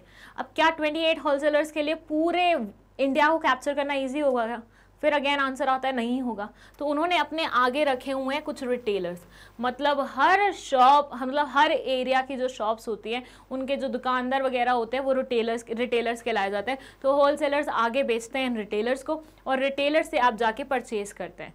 जैसे अगर आप एग्जाम्पल लें, आपके घर के बाहर की जो ग्रॉसरी शॉप है, जब आप वहाँ पे फ्रूटी लेने जाते हैं तो वो अंकल जो है ना ग्रॉसरी शॉप पे बैठने वाले, वो बेसिकली रिटेलर हैं, और उनको प्रोडक्ट दिया होगा होलसेलर ने। कभी कभी आपने शॉप पे देखा होगा कि उन लोगों को भी सप्लाई करने के लिए कोई बाहर से इंसान आता है। आई डोंट नो लाइक आपने वो फिजिकली होते हुए देखा है, क्योंकि मैंने तो बहुत बार देखा है। जब मैं सांची पे जाती हूँ तो कोई ना कोई सप्लायर उनके यहाँ पे आया होता है, कोई अंडे सप्लाई करने आया होता है, कोई ब्रेड सप्लाई करने होता है, कोई पहले के ज़माने में पैटी सप्लाई करने आया होता था, ठीक है। तो बेसिकली जो ये सप्लाई करने के लिए आए होते हैं ना, ये कौन होते हैं? ये होलसेलर्स होते हैं, जिनके पास बल्क में सामान होता है, और वो बल्क में से निकाल के छोटे छोटे पार्ट्स में इनको देके जाते हैं। मैन्युफैक्चरर बल्क में सामान देता है, मैन्युफैक्चरर बल्क में सामान देता है किसको? हमारे होलसेलर भाई साहब को। होलसेलर भाई साहब फिर उसे छोटी छोटी क्वांटिटी में किसको देते हैं? रिटेलर भाई साहब को देते हैं, और रिटेलर भाई साहब फिर उसे 1 पीस में किसको देता है? कस्टमर को देता है। आप यहाँ पे कौन है? आप यहाँ पे कस्टमर हैं। ये होती है डिस्ट्रीब्यूशन चैनल, ठीक है। तो ये मिडलमैन्स होते हैं। मिडलमैन्स कितने भी हो सकते हैं बीच में, लाइक ऐसा भी हो सकता है डायरेक्टली मैन्युफैक्चरर कोई सामान आपको दे रहा हो तो उसमें बोला जाता है जीरो मिडलमैन या फिर डायरेक्ट चैनल, ठीक है। ऐसा भी हो सकता है कि सिर्फ एक ही इंसान हो, फॉर से या तो होलसेलर हो या फिर रिटेलर हो, तो उसको बोला जाता है 1 लेवल चैनल, ठीक है। हो सकता है 2 हो, होलसेलर और रिटेलर। और इसके अलावा एक और वैरायटी होती है 3 वाली, जिसमें एजेंट भी इंक्लूड हो जाता है। पहले एजेंट आता है, फिर होलसेलर आता है, फिर उसके बाद हमारा रिटेलर भाई साहब आता है। तो मिडलमैन्स कितने भी हो सकते हैं according to the type of product you are producing, उसके अकॉर्डिंग आप मतलब डिसाइड करते हो कि आपको कितने मिडलमैन्स रखने हैं। लेकिन चीज़ें कुछ ऐसे ही चलती हैं कि फ्रूटी वाले अंकल, फ्रूटेला वाले अंकल डायरेक्टली आपको देने नहीं आते, वो आपकी ग्रोसरी शॉप तक भिजवा देते हैं, फिर वहाँ से आपको ख़रीदना पड़ता है। और याद रखिएगा ये बल्क में इनको सप्लाई करते हैं, ये छोटी छोटी क्वांटिटी में इनको सप्लाई करते हैं। फॉर से उन्होंने 100 पीसेज इनको भिजवा दिए या 1000 पीसेज इनको भिजवा दिए, इन्होंने आगे इन्हें 10 पीसेज भिजवाए, ये आगे आपको 1 या 2 पीसेज देंगे, ऐसा, ठीक है। आया इतना समझ? ये डिस्ट्रीब्यूशन चैनल अच्छे से समझना है, क्योंकि हम जब आगे के चैप्टर्स पढ़ेंगे ना, मतलब 12th क्लास के चैप्टर्स पढ़ेंगे, तब ये सारी चीज़ें आएंगी और बहुत ज़्यादा डिटेल में आएंगी, ठीक है। और केस स्टडीज़ बहुत सारी आती हैं इनसे। सो मार्केट के जो मिडलमैन आते हैं वो इंस्टीट्यूशंस होते हैं that facilitate flow of goods and services between the company. ये क्या करते हैं, गुड्स एंड सर्विसेज का फ्लो फैसिलिटेट करते हैं कंपनीज के बीच में और फाइनल मार्केट्स के बीच में। मतलब एक तरफ जहां कंपनी है, दूसरी तरफ जहां मार्केट है, उनके बीच में जो ये फ्लो है गुड्स एंड सर्विसेज का, उसे ये थोड़ा सा फैसिलिटेट करने का काम करते हैं, इजी बनाने का काम करते हैं। दे इंक्लूड रीसेलर्स, जो कि होलसेलर्स हो सकते हैं, रिटेलर्स हो सकते हैं, एजेंट्स हो सकते हैं, ब्रोकर्स हो सकते हैं। इसके अलावा मैंने आपको एक एग्जाम्पल दिया है, लेकिन इसके अलावा और भी बहुत सारे मिडलमैन हो सकते हैं, लाइक ट्रांसपोर्टर्स, जो सामान कंपनी से उठा के आप तक लेके आए। उसके अलावा वेयर हाउसेज वाले लोग, मतलब ऐसे लोग जो अपने यहाँ पे अपने वेकेंट जगह पे आपके काम को, आपकी चीज़ों को स्टोर करके रखते हैं, उन्हें वेयर हाउस मतलब वेयर हाउसिंग सर्विसेज देने वाले इंसान बोले जाते हैं। What is warehouse? एक ऐसी जगह जहाँ पे आप स्टोर करके रखते हैं अपने एक्स्ट्रा गुड्स को, ठीक है। सर्विसेज के नॉट भी, सर्विसेज को स्टोर कर सकते हैं? बताओ मुझे एक बार, क्वेश्चन पूछ रही हूँ मैं तुमसे, ठीक है, क्वेश्चन सुन लो तुम।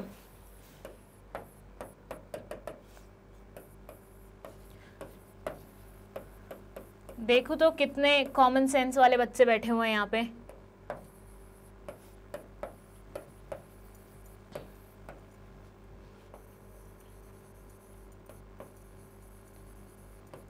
मैंने पूछा है कि क्या सर्विसेज को स्टोर किया जा सकता है? हाँ तो कैसे, ना तो क्यों नहीं, ठीक है। वाई और वाई नॉट? क्या सर्विसेज को स्टोर किया जा सकता है? मुझे कमेंट सेक्शन में बताओ। आई वांट टू चेक कि कितने कॉमन सेंस लगाते हो तुम चीज़ों में, ठीक है। चलो, they perform a great deal of work in bringing about transaction between the buyers and sellers. Market cannot survive without these intermediaries. Market इन मिडलमैन्स के बिना सरवाइव नहीं कर सकती है। ये सारी ट्रांजैक्शन को इजी बनाने का काम करते हैं। सो इनका रोल काफ़ी ज़्यादा इंपॉर्टेंट होता है। और again as they are in close contact with the company, so that's why ये माइक्रो एनवायरनमेंट का पार्ट है, ये इंटरनल एनवायरनमेंट का पार्ट है, ये प्राइमरी उसका पार्ट है, ठीक है। आया इतना समझ? अब यहाँ पे हमारे माइक्रो वाले जितने भी फैक्टर्स थे वो सारे खत्म हो गए हैं। यहाँ से शुरू हो रहा है हमारा मैक्रो फैक्टर, मतलब बड़ा वाला एक्सटर्नल फैक्टर।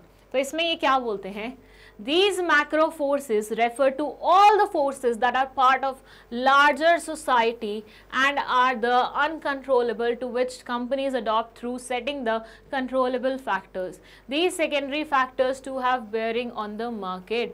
इन secondary factors का भी market पे बहुत ज़्यादा वो होता है, फ़र्क पड़ता है इनकी वजह से। But at the same time they have also told कि ये थोड़े से अनकंट्रोलेबल होते हैं। मतलब बाकी चीज़ों को तो फिर भी हम थोड़ा बहुत कंट्रोल कर सकते हैं, लेकिन when it comes to external factors या फिर सेकेंडरी एनवायरनमेंट या फिर मैक्रो एनवायरनमेंट, इनको थोड़ा सा कंट्रोल करना डिफ़िकल्ट होता है, ठीक है। चलिए, इसमें जो हमारा फर्स्ट पॉइंट है वो देख लेते हैं, दैट इज़ डेमोग्राफिक फोर्सेस। अब इसका क्या मतलब होता है? डेमोग्राफिक फोर्सेस बोले तो लोगों से रिलेटेड फोर्सेस। अब इनका क्या मेजर रोल बनता है, आइए एक एग्जांपल से समझते हैं। अच्छा, सो आपको चाइना की वन चाइल्ड पॉलिसी के बारे में पता ही होगा। 2 चाइल्ड तो हम करने वाले थे पर हम कर नहीं पाए वो चीज। चाइना में there was this policy called one child policy, जिसके चलते हुए किसी भी चाइनीज इंसान को 2 बच्चे रखने की, एक से ज़्यादा बच्चे रखने की परमिशन नहीं थी। मतलब आपको बच्चे पैदा करने तो आप एक ही कर सकते हो, मैक्स टू मैक्स। क्यों ऐसा हुआ था?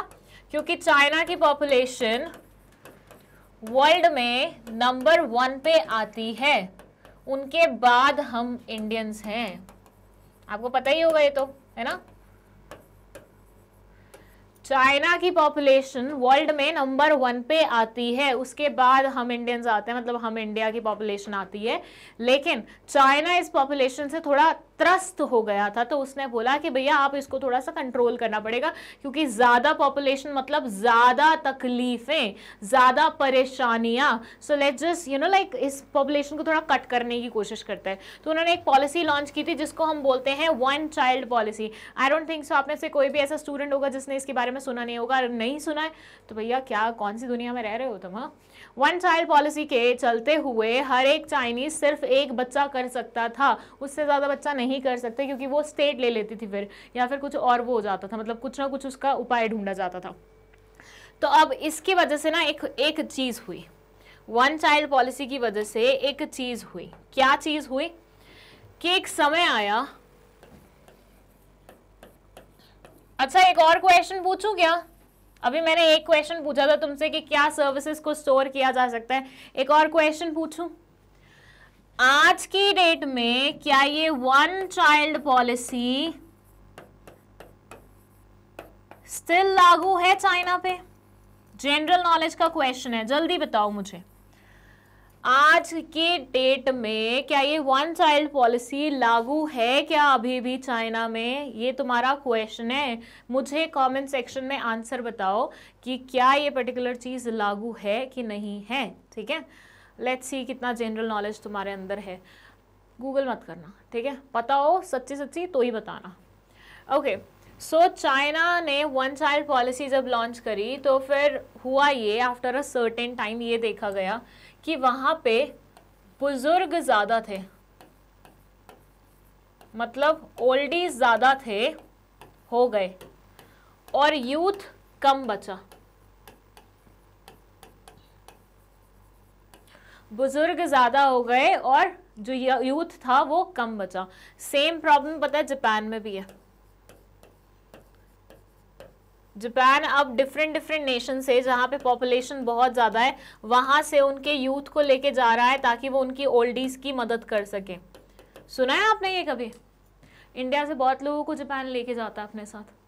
जापान में यूथ पॉपुलेशन कम है, ओल्डीज की पॉपुलेशन ज़्यादा है, so as a result of which वो अब दुनिया के ऐसे कोनों से जहाँ पे ज़्यादा पॉपुलेशन है लाइक इंडिया, ऐसे लोगों को उठा के ले जा रहा है नर्स वगैरह बनने के लिए या फिर क्लीनिंग वगैरह करने के लिए। जो लोग यहाँ से जाते हैं यंगस्टर्स, ऐसे लोग वो यहाँ से जाते हैं जापान में, एंड वहाँ पे उन बुज़ुर्ग लोगों की सेवा करते हैं या फिर वहाँ का बेसिक कुछ वो संभालते हैं। ठीक है, सो यस इंडीड जापान में भी सेम सिनेरियो है, और चाइना में भी वन चाइल्ड पॉलिसी के कारण ये चीज़ हो गई कि बुजुर्ग ज़्यादा हो गए और यूथ जो था वो कम हो गया। अब ऐसे में तुम मुझे बताओ, तुम बनाते हो यंगस्टर्स के लिए स्पोर्ट्स के कपड़े, ठीक है, स्पोर्ट्स खेलने के कपड़े तुम बनाते हो यंगस्टर्स के लिए। It has nothing to do with oldies, but तुम अपना ऑडियंस बेस चेक करो, तुम्हारा जो ऑडियंस नहीं, कस्टमर बेस चेक करो। तुम्हारे कस्टमर बेस में ज़्यादा कौन आ रहे हैं? ज़्यादा बुजुर्ग आ रहे हैं। तुम काम किसके लिए कर रहे हो? तुम गुड्स किसके लिए प्रोड्यूस कर रहे हो? तुम यंगस्टर्स के लिए गुड्स प्रोड्यूस कर रहे हो। गुड्स तुम यंगस्टर्स के लिए प्रोड्यूस कर रहे हो और तुम्हारा कस्टमर बेस है क्या बोलते हैं यंगस्टर, लेकिन तुम्हारे यहाँ पे देखा जाए तो ज़्यादा कौन है? ओल्डीज है। तो ऐसे में क्या तुम्हारा बिजनेस अच्छा चल पाएगा? तुम सोचो भैया, अगर मान लो 100% पॉपुलेशन है तो 100% में से 70% ओल्डीज हो रहे हैं, 30% यूथ हो रहा है। ठीक है, अब 70% मतलब तुमने एकदम से लूज कर दिया अपना कस्टमर बेस। 30% में से भी स्पोर्ट्स कितने लोग खेलते होंगे? वैसे आजकल तो मैंने देखा है स्पोर्ट्स कोई खेलता ही नहीं है, ज़्यादातर लोग स्पोर्ट्स के कपड़े लेके जिम जा रहे होते हैं। सो स्पोर्ट्स कितने लोग यंगस्टर्स में भी करते होंगे? बहुत कम। ऐसे मान लो 15%, आधी पॉपुलेशन ले लेते हैं, तो मतलब ओवरऑल तुम्हारा कस्टमर बेस कितना बचा? 15%। इतने लोगों के लिए तुम प्रोडक्शन कर रहे हो, फिर तो कितना ही कमाल हो गया, क्योंकि तुम्हारे अलावा और भी तो कॉम्पिटिटर्स होंगे। इस 15 में भी पूरे 15 तुम्हारे पास थोड़ी ना आने वाले हैं, कुछ तो तुम्हारे कॉम्पिटिटर के पास भी जाएंगे। इक्वेशन समझ में आ रही है मैं जो बोल रही हूँ? एक बार दोबारा से बता देती हूँ। मैं ये बोल रही हूँ कि ऐसे मानिए 100 अगर पॉपुलेशन है चाइना में, तो ज़्यादा बुजुर्ग हो रहे हैं उसमें, फॉर से 70 बुजुर्ग हो रहे हैं, ओल्डीज हो रहे हैं, और 30 हो रहे हैं उसमें यंगस्टर्स। अब इन यंगस्टर्स में से भी तुम्हारा काम क्या है, तुम्हारा स्पोर्ट्स मटेरियल बनाने का, प्रोडक्शन करने का काम है। तो इस यंगस्टर्स वाले उसमें से भी 15% तो स्पोर्ट्स से कोई नाता ही नहीं रखते। बाकी के बच्चे 15%, उन 15% को तुम्हारे सारे कॉम्पिटिटर्स टारगेट कर रहे हैं, तुम अकेले नहीं टारगेट कर रहे। तो इस 15% में से तुम्हारे पास अगर मान लो आधी जनता भी आ जाती है तो 7.5% लोग सिर्फ तुम्हारे पास आ रहे हैं। तो इससे भी तुम्हारा मार्केट इन्फ्लुएंस हो रहा है कि नहीं हो रहा है। तभी बोलते हैं कि आपको डेमोग्राफिक फोर्सेस को भी थोड़ा ध्यान में रखना पड़ता है जब आप चूज कर रहे होते हो कि आपको कौन से प्रोडक्ट लाइन में जाना है, कौन से बिजनेस लाइन में जाना है, क्या काम करना है एग्जैक्टली। क्योंकि अगर तुम एक नीश डिसाइड कर लोगे ना कि मुझे सिर्फ इनके लिए प्रोडक्शन करना है और उनका अगर नंबर कम है, दैट मीन्स तुमने अपने लिए पहले ही मार्केट छोटे वाला चुना है। जैसे अगर मान लो मैं चुनती हूँ एक ऐसा मार्केट जो कि ओके फॉर से मैंने हैंडीकैप लोगों को चुना, मतलब मैंने 100% में से हैंडीकैप कितने होते हैं 20% आई गेस, तो 20% ही अपना कस्टमर बेस लिया। मतलब 80% पॉपुलेशन को मैंने वैसे ही छोड़ दिया। क्यों? क्योंकि मैंने अपना नीश जो सोचा था वो हैंडीकैप लोगों से रिलेटेड सोचा था। स्पेक्स की बात करें तो मैंने जो अपना बिजनेस बनाना था वो मैंने स्पेक्स से रिलेटेड बनाना था, पर आज की डेट में स्पेक्स तो सभी पहनते हैं, सो लीव इट। जिन लोगों को नहीं भी लगा होता वो भी फैशन के चलते हुए पहनते हैं। भाई हमसे पूछो, जैसे लाइक हमें ज़बरदस्ती पहनना पड़ता है। एनीवेज चलो ठीक है, जो भी है बात, आई होप तुम लोगों को समझ में आ गई कि डेमोग्राफिक फोर्सेस से काफ़ी फ़र्क पड़ता है। So they say demographic forces refer to human populations in terms of size, density, location, age, gender, race, occupation. They are very important factors of the market as they help to divide the population into market segments and target markets. An example of demography is classifying groups of people according to the year they were born. एक example हो सकता है demography का classify करना लोगों को उन years के basis पे जिनमें वो पैदा हुए थे। Like हम baby boomers बोलते हैं किनको? जो लोग 1946 से 1964 के बीच में पैदा हुए थे। ऐसे लोग जो कि 1946 से 1964 के बीच में पैदा हुए होंगे, माइट भी आप लोगों के पेरेंट्स हो सकते हैं इस टाइम ड्यूरेशन में पैदा, तो वो बेबी बूमर्स कहलाए जाते हैं। उसके बाद जो कि 1965 से 1976 में पैदा हुए थे उनको बोला जाता है जनरेशन एक्स। Generation x. और जो लोग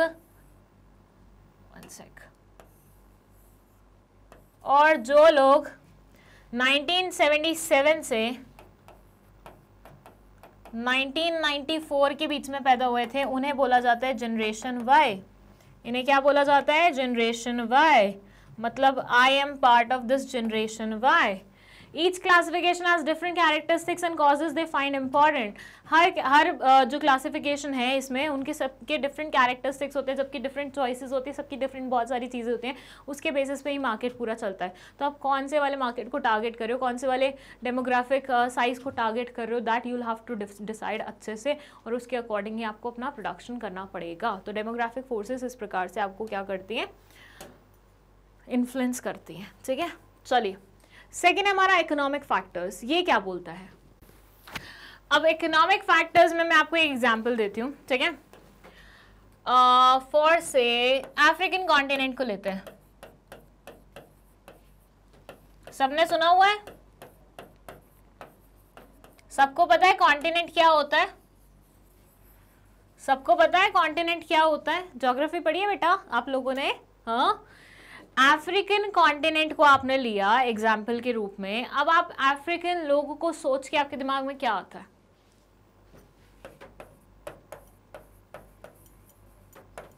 अफ्रीका में मैक्सिमम नेशन जो हैं वो पॉवर्टी से घिरे हुए हैं। सिलेक्टेड रीजन्स ऐसे हैं जो अच्छा खासा कर पा रहे हैं, उसके अलावा बाकी सारे साउथ कोस्ट को छोड़ के मुझे नहीं लगता कोई और एरिया ऐसा है जो अच्छा कुछ कर, मतलब प्रॉस्परस रीजन कहलाया जाता होगा। सो अफ्रीकन कॉन्टिनेंट के लिए आप काम कर रहे हो, ठीक है, आप वहां पे अपना बिजनेस चला रहे हो, और वो एरिया जिसको डिनोट ही हम पॉवर्टी से करते हैं, आप वहां पे पता है कौन सा बिजनेस चला रहे हो? लग्जरी कार्स का बिजनेस चला रहे हो, you are producing, you are basically assembling Mercedes गाड़ी, BMW, Audi, Rolls Royce, Range Rover, ऐसी महंगी महंगी गाड़ियाँ आप यहाँ पे बनाने की कोशिश कर रहे हो। जीप भी एक नई गाड़ी है, उसको भी बनाने की कोशिश कर रहे हो, ठीक है।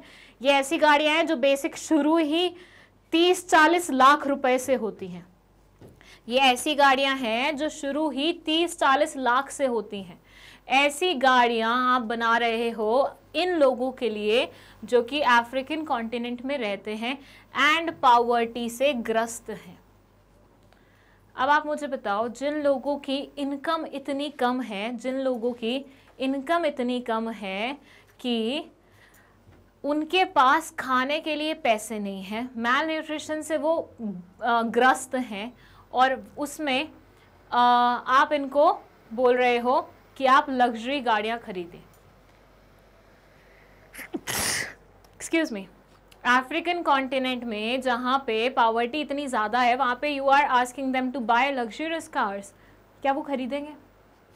सोच के देखिए, क्या उनका इनकम लेवल इतना है कि वो इतनी महंगी गाड़ियाँ खरीद सके? आंसर है नो।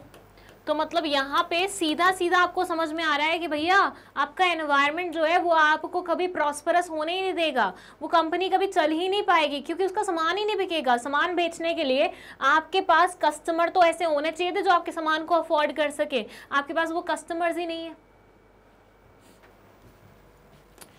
ये यहाँ बोलते हैं these refer to the purchasing power of potential customers, जो कि आपके कस्टमर्स बन सकते हैं। पोटेंशियल जो लोग होते हैं, मतलब जिनकी पोटेंशियल होती है कस्टमर बनने की, उनकी परचेजिंग पावर देखते हैं। उनकी बेसिकली अगर हिंदी में नॉर्मल लैंग्वेज में बोला जाए, लेमन्स लैंग्वेज में बोला जाए, तो उनकी औकात देखी जाती है कि क्या वो उस पर्टिकुलर चीज़ को खरीद सकते हैं कि नहीं खरीद सकते हैं। वैसे औकात is an a bad word, it's a normal word, but हम लोगों ने उसे ना ऐसी जगहों पे इस्तेमाल कर करके ना उसका मतलब ही बदल दिया है, ठीक है। जैसे नौटंकी, नौटंकी इज नथिंग, जो एक प्ले हुआ करता था उसको हम नौटंकी बोला करते थे, लेकिन आजकल कोई भी ओवर एक्ट करे तो हम उसे बोलते हैं तू नौटंकी कर रहा है, जबकि वो नौटंकी गलत वर्ड नहीं है, नेगेटिव वर्ड नहीं है। हम लोगों ने उसका यूजेज नेगेटिव चीजों में कर करके उसका मतलब डिफरेंट बना दिया है।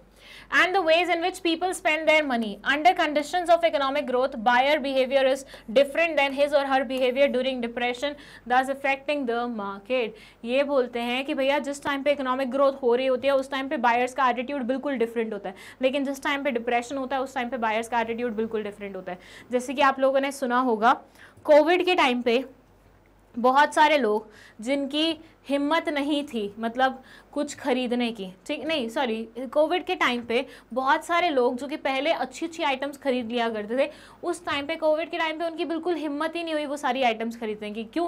क्योंकि एक ऐसा फेस चल रहा था उनकी लाइफ में जब उनकी इनकम रिस्ट्रिक्टेड थी, उनके एक्सपेंडिचर्स अनलिमिटेड होते जा रहे थे और इन्फ्लेशन रेट इतना ज़्यादा बढ़ गया था, एकदम से सर्च मतलब एकदम से उसने मतलब चढ़ाव दिखाया था इन्फ्लेशन रेट ने। तो ऐसे सब सिनेरियोज में कहीं ना कहीं मार्केट में जो लोगों का बिहेवियर होता है, एटीट्यूड होता है, स्पेशली द बायर्स, वो चेंज हो जाता है, ठीक है। तो वो सारी चीज़ें भी आपको कंसिडर करनी पड़ती हैं। Now let's talk about the technological forces. Obviously technological forces है, तो टेक्नोलॉजी से रिलेट करते होंगे, तो ये बोलते हैं the technological environment is perhaps one of the fastest changing factors in the macro environment. हम सब जानते हैं हमारे वर्ल्ड में टेक्नोलॉजी कितनी तेज़ी से आगे बढ़ रही है, कितनी तेज़ी से आगे बढ़ रही है। मैं आपको एक एग्जाम्पल दूँ इसमें। So there is this friend of mine, I wasn't knowing about this thing जब तक मेरी उससे बात नहीं हुई थी। मुझे ना इंटेलिजेंट लोगों से बात करना बहुत पसंद है, स्मार्ट लोगों से, जो यू नो लाइक जो क्या चल रहा होता है वो उस पर बहुत कड़ी नज़र रखते हैं और समझते हैं उन चीज़ों को, ठीक है, और कॉम्पिटिटिव एग्जाम्स के लिए उसे प्रिपेयर नहीं कर रहे होते, ठीक है। So there is this friend of mine who told me कि तुम्हें पता है कि there is this online space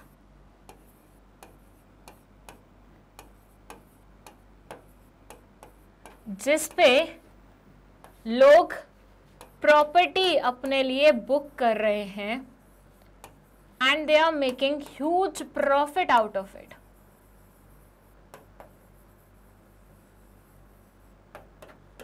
ठीक है। अब मेरे को एग्जैक्ट सारी चीज़ें बिल्कुल वैसे वे में याद नहीं है, थोड़ा बहुत जितना याद है मैं आपको बता देती हूँ।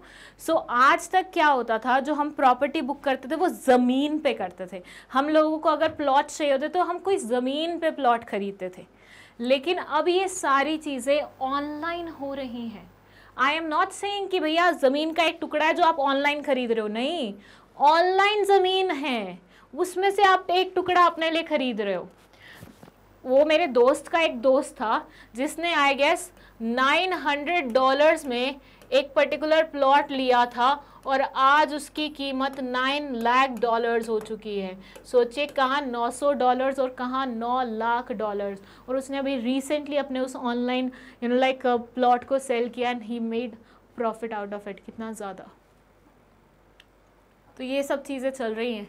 जो ये AI वाले लोग हैं ना, आर्टिफिशियल इंटेलिजेंस वाले लोग, ये बहुत दूर की प्लानिंग कर रहे हैं। आजकल मैक्सिमम जो बिजनेसमैन है ना, वो इस तरफ जा रहे हैं कि भैया देखें इस चीज़ को, इस एरिया को एक्सप्लोर करें, क्योंकि इसमें पोटेंशियल भी बहुत है, स्कोप बहुत ही ज़्यादा है, चीज़ें बहुत ज़्यादा ड्रास्टिक वे में चेंज होने वाली हैं।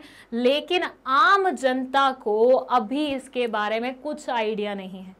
इसके बारे में सिर्फ उन्हीं लोगों को ज़्यादा आइडिया है, या उन्हीं लोगों में ये सारी डीलिंग हो रही है जो बहुत आगे की सोचते हैं, बहुत आगे चल रहे हैं दुनिया से।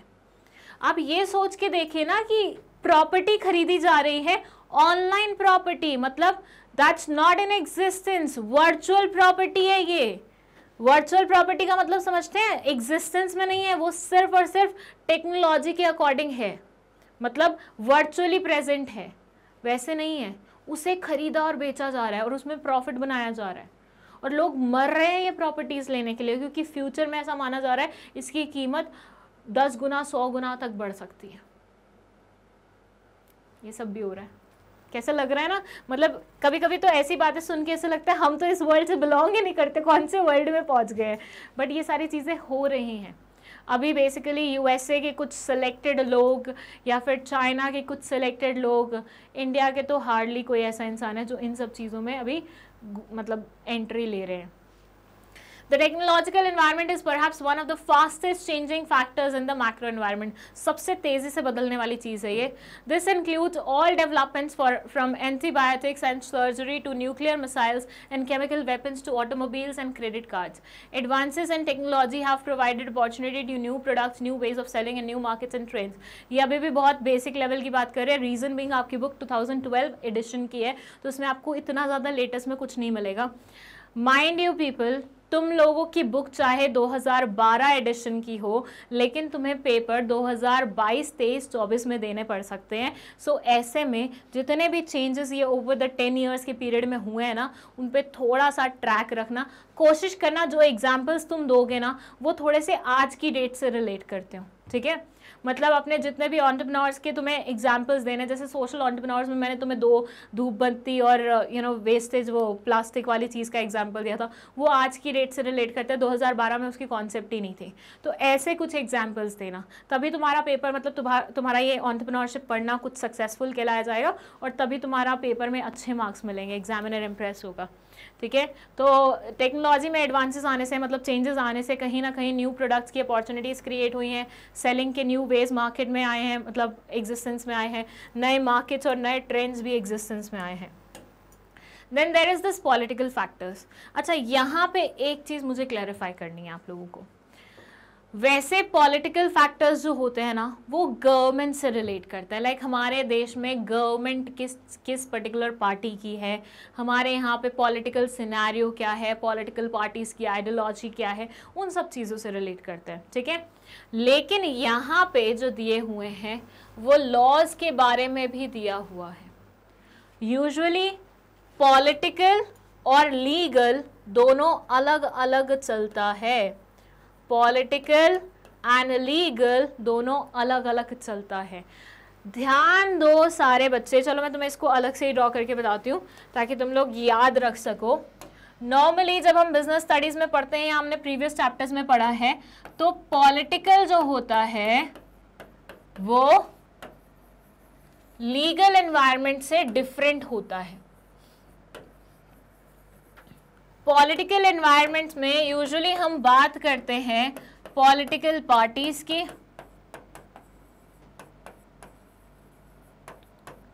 गवर्नमेंट की,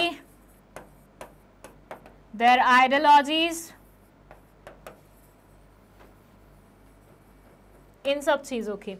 वेरस लीगल में हम बात करते हैं लॉ की, रूल्स एंड रेगुलेशंस की, नॉर्म्स की। तो यहाँ पे हम प्रॉपर कंस्ट्रक्टिव लॉ वगैरह की बात करते हैं। लेकिन जब आपको, ये एक बार इसका स्क्रीनशॉट ले लो या फिर इसको कहीं लिख लो, जब आपको यहाँ पे मैक्रो एनवायरनमेंट में पॉलिटिकल फोर्सेस दिए हैं, तो इन्होंने पॉलिटिकल और लीगल दोनों को कंबाइन कर दिया। इन्होंने लॉ को भी इसी में डाल दिया, एक्सक्यूज मी, गवर्नमेंट एजेंसीज को भी इसमें डाल दिया है, ग्रुप्स दैट इन्फ्लुएंस और limit other organisations and individuals with in a society, उसको भी इसी में डाल दिया है। तो लीगल और पॉलिटिकल का कॉम्बिनेशन इसने आपको दे दिया है, ठीक है। Market is regulated by these restrictions as they can be complex. It varies from place to place, time to time. To a large extent, the fate of companies and markets depend upon the political conditions in area where they are situated, as the laws and regulations change often. This is very important aspect of the market to monitor. ये बोल रहे हैं कि भैया देखो, किसी भी particular area में जहाँ पे आप फंक्शन कर रहे होते हो, वहाँ के लॉज कहीं ना कहीं आपके मार्केट पे इन्फ्लुएंस डालते ही डालते हैं। अब तुम बताओ, पहले वैट नहीं हुआ करता था, वैल्यू एडिशन टैक्स या वैल्यू एडेड टैक्स बोलते हैं उसको, वो नहीं होता था। अभी भी शायद तुम्हें पता नहीं होगा वैल्यू एडेड टैक्स क्या होता है। चलिए छोड़ दीजिए, दूर की बात है, टैक्सेशन की बात है, आगे पढ़ेंगे कभी। जीएसटी के बारे में तो सुना होगा, ये तो बहुत नॉर्मल चीज़ है, ये तो हम कहीं पे भी जाते हैं घूमने के लिए, हमारे पास जो बिल आता है उसमें जीएसटी का अमाउंट चार्ज होता है, राइट। तो वो तो आपको पता ही। सो जीएसटी पहले एग्जिस्टेंस में नहीं था, फिर जीएसटी से रिलेटेड लॉ आ गया। तो आज की डेट में हमें जीएसटी की लॉज की रेगुलेशंस फुलफिल करनी पड़ती है कि नहीं करनी पड़ती हैं? करनी पड़ती हैं। सो बेसिकली कोई नया लॉ आ रहा है तो आपको झक मार के उसे फॉलो करना पड़ेगा if you are running your business in that particular area. So they say कि भाई क्योंकि ये लॉज बदलते रहते हैं, हमने देखा है ये लॉज आए दिन बदलते रहते हैं। जैसे पहले 1956 कंपनीज एक्ट था, उसमें बहुत सारी चीज़ें डिफरेंट थी, लेकिन अब 2013 कंपनीज एक्ट हो गया है तो उसमें बहुत सारी चीज़ें चेंज हो गई हैं। उसके बाद भी हम उसमें कंटिन्यूसली अमेंडमेंट करते रहते हैं, हर साल कुछ ना कुछ अमेंडमेंट आ जाती है। हर बजट पे हम इनकम टैक्स में कुछ ना कुछ अमेंडमेंट करते हैं, हम और जितने भी टैक्सेशन लॉज हैं उनमें कुछ कुछ अमेंडमेंट करते हैं, कस्टम्स वाले में हम अमेंडमेंट करते हैं। तो अमेंडमेंट का मतलब क्या है? चेंजेस ला रहे हैं ना आप। तो लॉज में कंटिन्यूसली चेंजेस आते रहते हैं और उसका इम्पैक्ट आपको अपने बिजनेस पे देखते हुए मतलब आराम से दिखाई देता है, ठीक है। तो ये भी एक फैक्टर है जो बिजनेस को क्या करता है, इन्फ्लुएंस करता है, बिजनेस मार्केट के ऊपर थोड़ी सी कड़ी नज़र रखता है। Now there is this natural factors. अब ये क्या बात करता है? Natural factors में they say these include the natural resources that a company uses as inputs and affects its marketing activities. चलिए अब इसमें ना एग्जाम्पल ले लेते हैं। एग्जाम्पल किस चीज़ का लेते हैं? फॉर से एक कारपेंटर है, ठीक है, इसने अपने भाई के साथ मिलके एक फर्नीचर की शॉप खोल ली। पहले इनकी लाइफ बहुत ही सिंपल हुआ करती थी। कैसे? एक जना जाके फॉरेस्ट से लकड़ियां काट के आता था और आके उसका फर्नीचर बना देता था, ठीक है, दूसरा इंसान। तो जिसकी फर्नीचर शॉप थी वो क्या करता था, यूजुअली चला जाता था फॉरेस्ट में, लकड़ियां काट के आता था, अपने भाई को देता था, वो कारपेंटर उससे फर्नीचर बना देता था। अब हुआ क्या कि फॉरेस्ट से लकड़ियां लाना पहले के ज़माने में it was very easy because कोई भी जाके काट लेता था। लेकिन क्या आज की डेट में ये इतना इजी है? जब लोगों ने देखा कि भैया जनता तो बढ़ती जा रही है, पॉपुलेशन तो बढ़ती जा रही है, और पॉपुलेशन ने कहीं ना कहीं फॉरेस्ट को काटना बहुत ज़्यादा ही हद में शुरू कर दिया है, जिससे डिफॉरेस्टेशन बहुत ज़्यादा हो चुका है। डिफॉरेस्टेशन पढ़ा है ना बचपन में एनवायरमेंट स्टडीज़ में, कि जब तेज़ी से हम फॉरेस्ट को काटने लग जाते हैं और उसकी वजह से बहुत सारी कैलामिटीज़ वगैरह भी आने लग जाती है, उस पर्टिकुलर सिचुएशन को हम डिफॉरेस्टेशन बोलते हैं, मतलब बने बनाए फॉरेस्ट को हम काट रहे हैं। और ध्यान दीजिएगा, एक प्लांट को तोड़ना और एक ट्री को तोड़ना दोनों बहुत अलग बात होती है। प्लांट 3 महीने में 2 महीने में बढ़ जाता है फिर से, लेकिन ट्री को बनते बनते सालों लग जाते हैं। और एक बार आप पूरा ट्री काट दो तो मतलब उसको दोबारा से उगाने में ऐसे मानिए 20-25 साल लग जाएंगे, 10-12 साल लग जाएंगे, ज़्यादा बोल दिया, 10-12 साल तो लग ही जाएंगे अगर प्रॉपर उसकी शेप लानी है तो। तो ऐसे में ये बोलते हैं कि भैया फॉरेस्ट को इतनी तेज़ी से काटना किसी के लिए भी सही नहीं है, क्योंकि उसकी वजह से ऑब्वियसली बहुत सारी चीज़ें हो रही हैं, सॉयल इरोजन हो जाता है, वाटर इरोजन होता है, पता नहीं कितनी सारी चीज़ें होती हैं, तो कांट टेक दिस रिस्क। तो गवर्नमेंट ने जब ये चीज़ रियलाइज़ की, उन्होंने फॉरेस्ट को ऐसे बिना पूछे उनसे मतलब वुड वगैरह काटना मना कर दिया। अब आप जानते हैं ना, कोई भी रैंडम इंसान जाके किसी भी फॉरेस्ट से वुड्स वगैरह ऐसे काट के नहीं ला सकता, ऐसे ट्रीज वगैरह काट के नहीं ला सकता, उनको परमिशन लेनी पड़ती है। तो गवर्नमेंट ने लॉज बना दिए। पहले जिनकी लाइफ बहुत ही आराम से चल रही थी कि मस्त ये जाते थे, एक्सक्यूज मी, शाम को फॉरेस्ट में मस्त वुड वगैरह काट के आ जाते थे, सुबह जाते थे और शाम को लौट आते थे वापस लेके सारी चीज़ें। बट अब इनको गवर्नमेंट से परमिशंस लेनी पड़ती हैं, परमिशन में भी 10 बार ऐसा होता है कि रिजेक्ट हो जाती है, फिर 100 चीज़ें होती है, फिर कुछ और होता है। तो अब इनकी लाइफ कितनी डिफ़िकल्ट बन गई है, इनका बिजनेस इनके लिए करना कितना डिफ़िकल्ट बन गया, मानते हैं ना। यही चीज़ ये नेचुरल फोर्सेस में बोल रहे हैं कि पहले हर एक चीज़ अबंडेंस में पाई जाती थी, बट जब पॉपुलेशन बढ़ी तो हर एक चीज़ की हमें स्कैर्सिटी होने लग गई। भाई तुम बिना सोचे समझे पॉपुलेशन बढ़ाते जाओगे तो ऐसे में क्या होगा, ऐसे में रिसोर्सेज कम पड़ जाएंगे, लोग ज़्यादा हो जाएंगे, लोग ज़्यादा होंगे, रिसोर्सेज कम पड़ेंगे, तो वो सिचुएशन सबके लिए ही क्या हो जाएगी, हानिकारक हो जाएगी, और बिजनेसेस ऐसे में रन करना काफ़ी डिफिकल्ट हो जाएगा। So they say these include the natural resources that the company uses as inputs and affects its marketing activities। ये पर्टिकुलर फैक्टर में हम नेचुरल रिसोर्सेज की बात करते हैं जो कि इनपुट्स के इस तरह से इस्तेमाल होते हैं मार्केटिंग एक्टिविटीज़ में। The concern in this area is that increased pollution, shortages of raw materials and increased governmental intervention।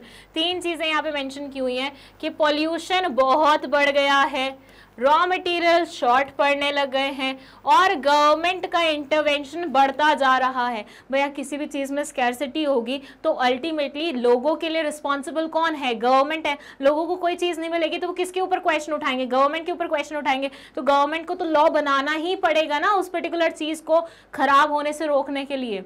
मतलब अगर मान लीजिए हमारे को फॉरेस्ट मिलता ही नहीं, हमें ट्रीज मिलता नहीं, हम किसको ब्लेम कर रहे होते, गवर्नमेंट को ब्लेम कर रहे होते। तो गवर्नमेंट ने सही टाइम पे फॉरेस्ट का काटना मना कर दिया कि भैया मत काटो ऐसे ही बिना परमिशन के तुम फॉरेस्ट को। As raw materials become increasingly scarce, the ability to create a company's product gets much harder. Also, pollution can go as far as negatively affecting a company's reputation if they are known for damaging the environment. The last concern, a government intervention can make it increasingly harder for a company to fulfill their goals as requirements get more stringent.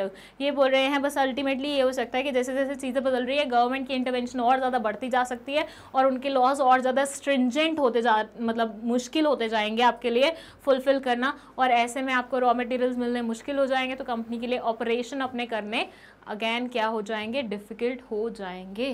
ठीक है, तो natural factors का भी काफ़ी major role रहता है आपके business में। देन है कल्चरल फोर्सेस। अब भाई देखो इसका भी एग्जाम्पल ले तो वही पुराने एग्जाम्पल्स ले लेते हैं कि भाई तुम्हारा क्राउड किस तरह का है, तुम्हारे क्राउड की सोच किस तरह की है, उनकी कल्चरल वैल्यूज़ किस तरह की है, ये चीज़ भी आपके बिजनेस में इम्पैक्ट डालती है। आपके एरिया में nobody wants to wear western dresses, nobody wants to wear one pieces, nobody wants to wear crop tops, everybody wants to wear sari, but you are producing crop tops, you are producing one jumpsuit, you are producing one piece dress or whatever, one piece dress क्या उसके anyway short dresses वगैरह। तो ऐसे में obviously लोग बात तुम्हारी dresses खरीदेंगे नहीं तो तुम्हारा बिजनेस चल नहीं पाएगा। तो वही एग्जांपल आप यहाँ पे लिख सकते हैं। एग्जांपल मैं बहुत बार दे चुकी है इसलिए मैंने इसको अच्छे से ड्रॉ करके नहीं बताया आपको, अब समझ जाइएगा। The cultural environment which consist of institutions and basic values and beliefs of a group of people. The values can also be further categorised into core beliefs which passed on from generation to generation and very difficult to change, and secondary beliefs which tend to be easier to influence. ये बोलते हैं beliefs जो होते हैं ना लोगों के, वो भी दो तरह के होते हैं। जो बिलीव्स होते हैं वो भी दो तरह के होते हैं। एक होते हैं कोर बिलीव्स, दूसरे होते हैं सेकेंडरी बिलीव्स। ठीक है, इसको ना मैं यहां ड्रॉ करके बताती हूँ। इसमें आपको एक बढ़िया सा एग्जाम्पल भी देती हूँ।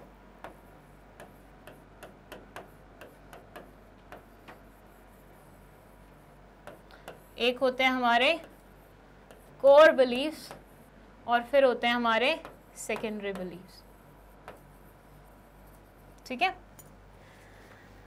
अब देखो, मेरी ना एक दोस्त थी स्कूल में,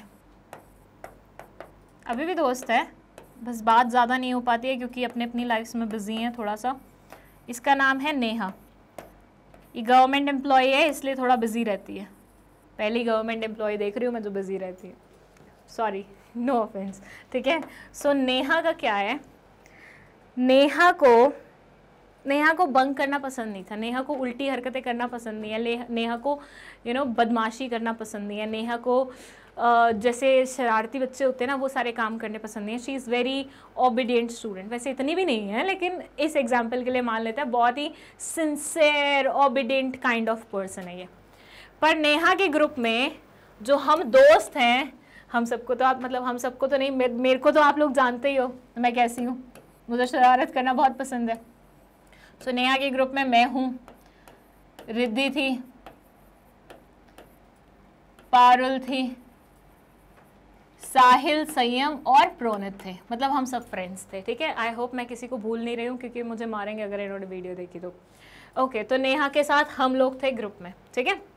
अब ऐसे में हम सब शरारती तत्व, ये बेचारी शरीफ सी, एक बार हमने इसको बोला चल बंक करते हैं, तो शी सेड नहीं, मैं बंक जैसी चीज़ें नहीं करती, मेरे पेरेंट्स ने मुझे जो सिखाया उसके चलते हुए मैं बंक नहीं कर सकती। तो हमने इसको थोड़ा बहुत दोस्ती का वास्ता दिया, थोड़ा बहुत ब्लैकमेल किया, थोड़ा बहुत कन्विंस किया, एंड शी फाइनली सेड कि चलो लेट्स बंक दिस क्लास, ठीक है, चलो लेट्स बंक दिस क्लास। फिर एक बार, मतलब ऐसा हमने किया नहीं था लेकिन मैं एग्जाम्पल के लिए बोल रही हूँ, फिर एक बार हमने प्लान किया कि हम जो टीचर है ना, टीचर की कुर्सी के नीचे क्रैकर्स लगाएंगे, जब वो आके बैठेंगे तो जला देंगे फट से, ठीक है, ताकि उनको यहाँ परेशानी हो, मतलब हमारे लिए फन हो जाएगा। हमने वैसे कभी ऐसा किया नहीं है, ठीक है, बट हमने ऐसा प्लान किया। तो शी सेड कि जिस चीज़ से कोई इंसान हार्म हो, मतलब जिस चीज़ से किसी इंसान को हर्ट हो या वो हार्म पहुँचे, तो मैं वो ऐसा काम नहीं करूँगी। हम लोगों ने फिर इसको कन्विंस किया, हमने बोला कि नहीं प्लीज़ करना यार, मज़ा आएगा, बहुत मज़ा आएगा, दिख लाइफ में बाद में बताने के लिए कुछ तो होगा, कुछ तो होगा। तो शी वाज लाइक नहीं, ये काम मैं नहीं करूँगी। तो ये जो प्लान था इसमें शी डिडंट पार्टिसिपेट।